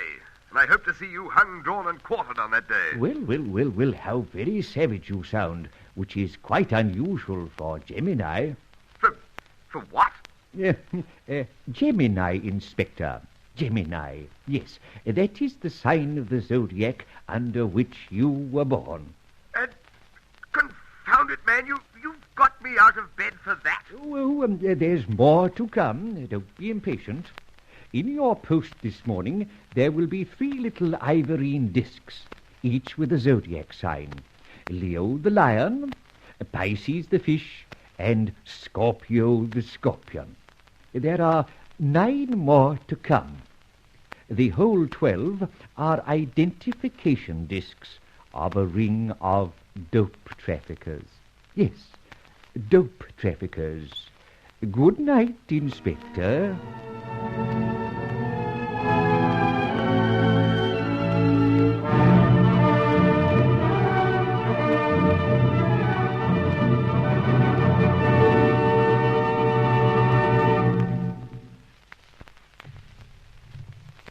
It is apparent now that Fletcher has probed to some effect. But can he find the 9 remaining discs and their owners? That's a point we'll learn in the next adventure of The Grey Goose.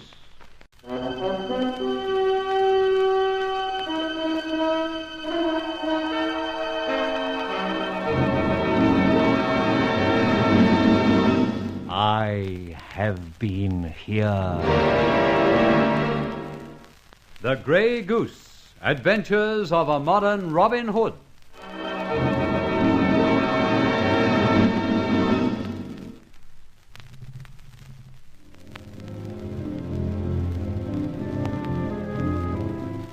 So the encounter with Janet Joyce led me to the little discs, each one bearing a sign of the zodiac.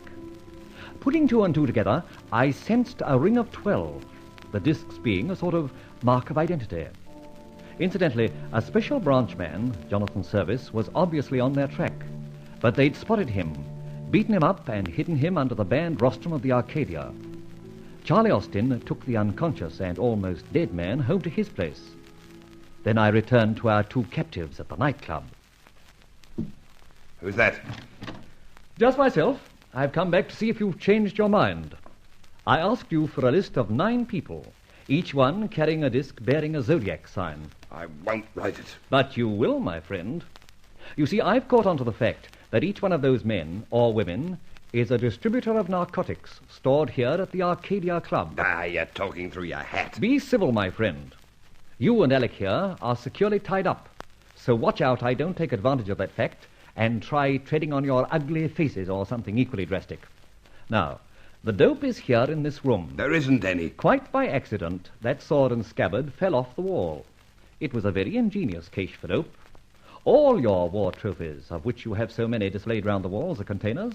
Look, sonny boy, this Mills bomb. Unscrew the base. So, what have we? Dope again. I reckon he's got the acid on us, Max. Let's do a deal. Good advice, Alec. But I'm not open for a deal. Not with murderers, anyhow. I ain't done no murder. No? What of Inspector Jonathan Service, whose ticket you took and then you impersonated? But he ain't dead. He's where I put him, under the band rostrum. So it was you scum. For your comfort, his body's been taken away. But both of you are in for murder, and how do you like it? It's all your fault, Alec. I told you to go easy. Oh, if I could only get at you, I'd choke the life out of you. Well, you can't. But I'll tell you what I'll do. If you'll write me the names of the missing 9... What will you do? Give you a chance at Alec. No, you can't. I can't? Oh, yes, I can. Now, Max Spellman, here's a paper and pen. What about it? Will you write those 9 names? How can I? I'm tied up. I'll free your right arm. Well? I'll do anything to get even with that skunk. Thank you. Now, to unloose this arm. No funny tricks. Now, let me help you up. We must, of course, put the desk back on the horizontal. Funny you fell for an old trick like that. Now, Right. Listen, he'll double-cross you and write phony names. Oh, you wouldn't do that, Max. No, I... Right. Addresses too, please.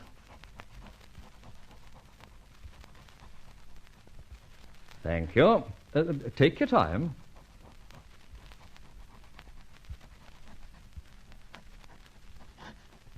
That's the lot. And none of them is phony? None. I'm so glad. Now, Alec, you have the opportunity of proving your boss is an honest man. What do you mean? Just this. You'll call out the 9 names one by one. You can't see what Max has written from there. As you call, I'll check. Start. Don't worry about the Christian names and addresses. Max has done his bit very well. Dempsey, Virgo. Morgan, Taurus. Faber, Libra. Marnie, Sagittarius. Gawler, Capricorn. Maychamp, Aquarius. Go on. Leamington, Cancer. Joel, Aries. Scorpio is Art Jennings. I got that one. Then there's you, Alec, Pisces, and our friend Max, Leo.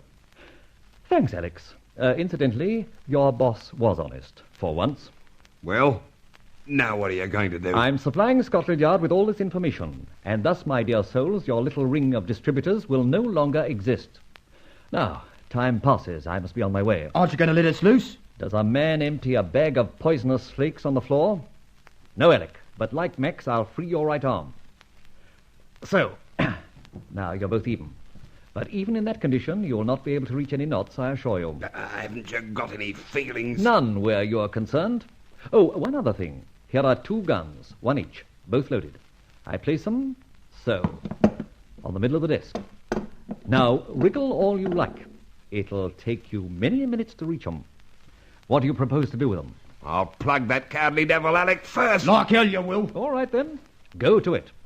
Remember, the one that survives goes up for the murder of Inspector Service. Sorry not to stay and see the fun. Well, the fireworks can't start till one of them reaches the desk. Just time for a word with Inspector Ford when I find the telephone.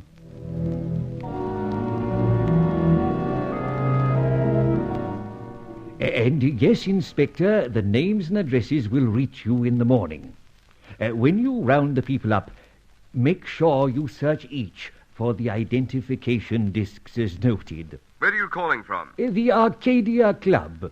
And don't forget, when you come here, to search every one of those lethal weapons hanging on the wall. Very well.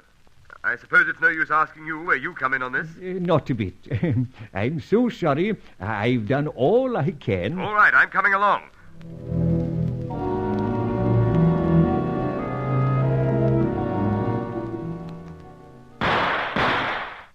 Fighting it out. In the dark, too. Well, I think I'll stay and see some of the fun. Yes, I'll occupy that little niche in the band rostrum. Bullseye, I think. Obviously no real casualties yet.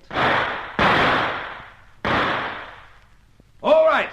All right, now stand by while I open this door and look out for squalls. These fellas are gun happy. Very quiet. All dark, Inspector. All right, come out, both of you, or we're coming in to get you. Pickett, reach round, your hand only, and switch on the light. Yes, sir. Well, what a shambles.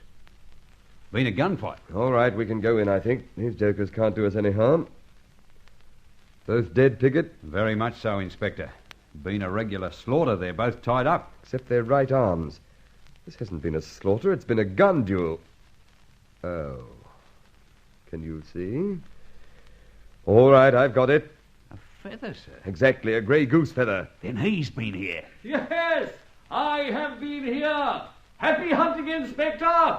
See you later. What the devil? Everybody! Close all exits. Chase anyone you see and bring him to me. Never mind these fellas, they can't get away. I want that man. That's the grey goose. Tear this place apart.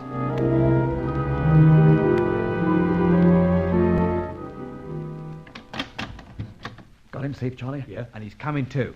I gave him some soup and I spotted the doings. Brandy. Reckon he'll be all right. He didn't see where you brought him? Not likely. But he'll begin to take notice soon. Then we'll have to get rid of him in quick time. Let me have a look at him. Come on this way. Who's that? It's all right, chum. How do you feel? Better now, and thanks. Who are you? Sorry we can't enlighten you. That's why, if you don't mind, we'll dispense with the light. Look, if you are fit to travel, we propose delivering you to Scotland Yard. Really? Yes, and what's more, here's your wallet and identification card. Apparently somebody at the Arcadia borrowed them. That's right. You see, I was on special narcotic duty, and Max Spellman and the Arcadia came under suspicion. I got right onto it, and then they tumbled to me. Yes, all right. Well, now, once back at the yard, you can tell 'em the whole works. Cheerio. Oh, by the way, in the wallet you'll find a little keepsake from me. Incidentally, I'm glad it wasn't you I cracked down.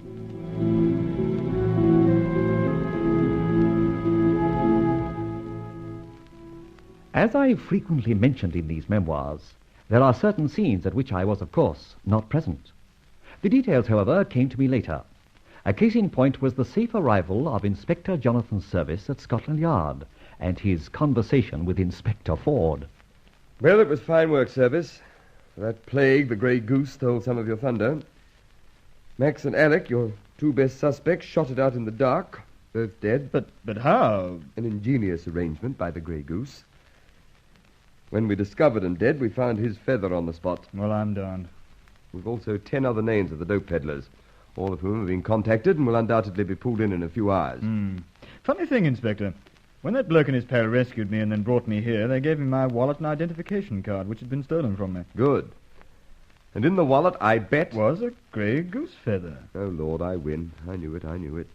Before he left, he said something rather funny. Oh? What?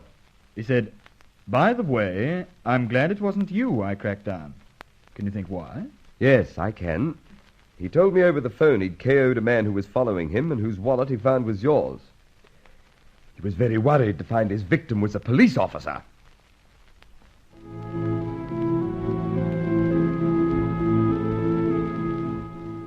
Well, there's the story, Barbara. And now it's all over, bar the shouting. Janet can get another job in another nightclub. And the members of the 12? All awaiting trial. And not one of them will get less than 5 years for dope peddling. I was looking at the list you gave me. Yes? Would you believe it? Leamington and Marnie... Cancer and Sagittarius in the dope ring? ...are another two of the syndicate, Dad's syndicate. Well. Now, isn't that fine? Have a drink, Barbara, while you cross off another 2 names. I will. Have you seen the paper yet? No? What's on? Just a little notice. Shall I read it? Please do. The Sisters of St. Joseph's Mobile Canteen thank the gentleman who last night left an envelope with them containing £70. By the feather left inside the envelope, they realized the donor was the Grey Goose. Fancy. I could only find £70 in Max Spellman's Arcadia.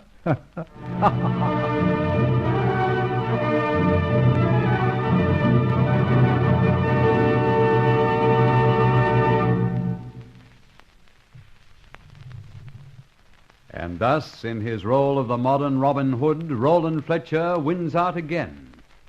But there are more adventures in store for the Grey Goose.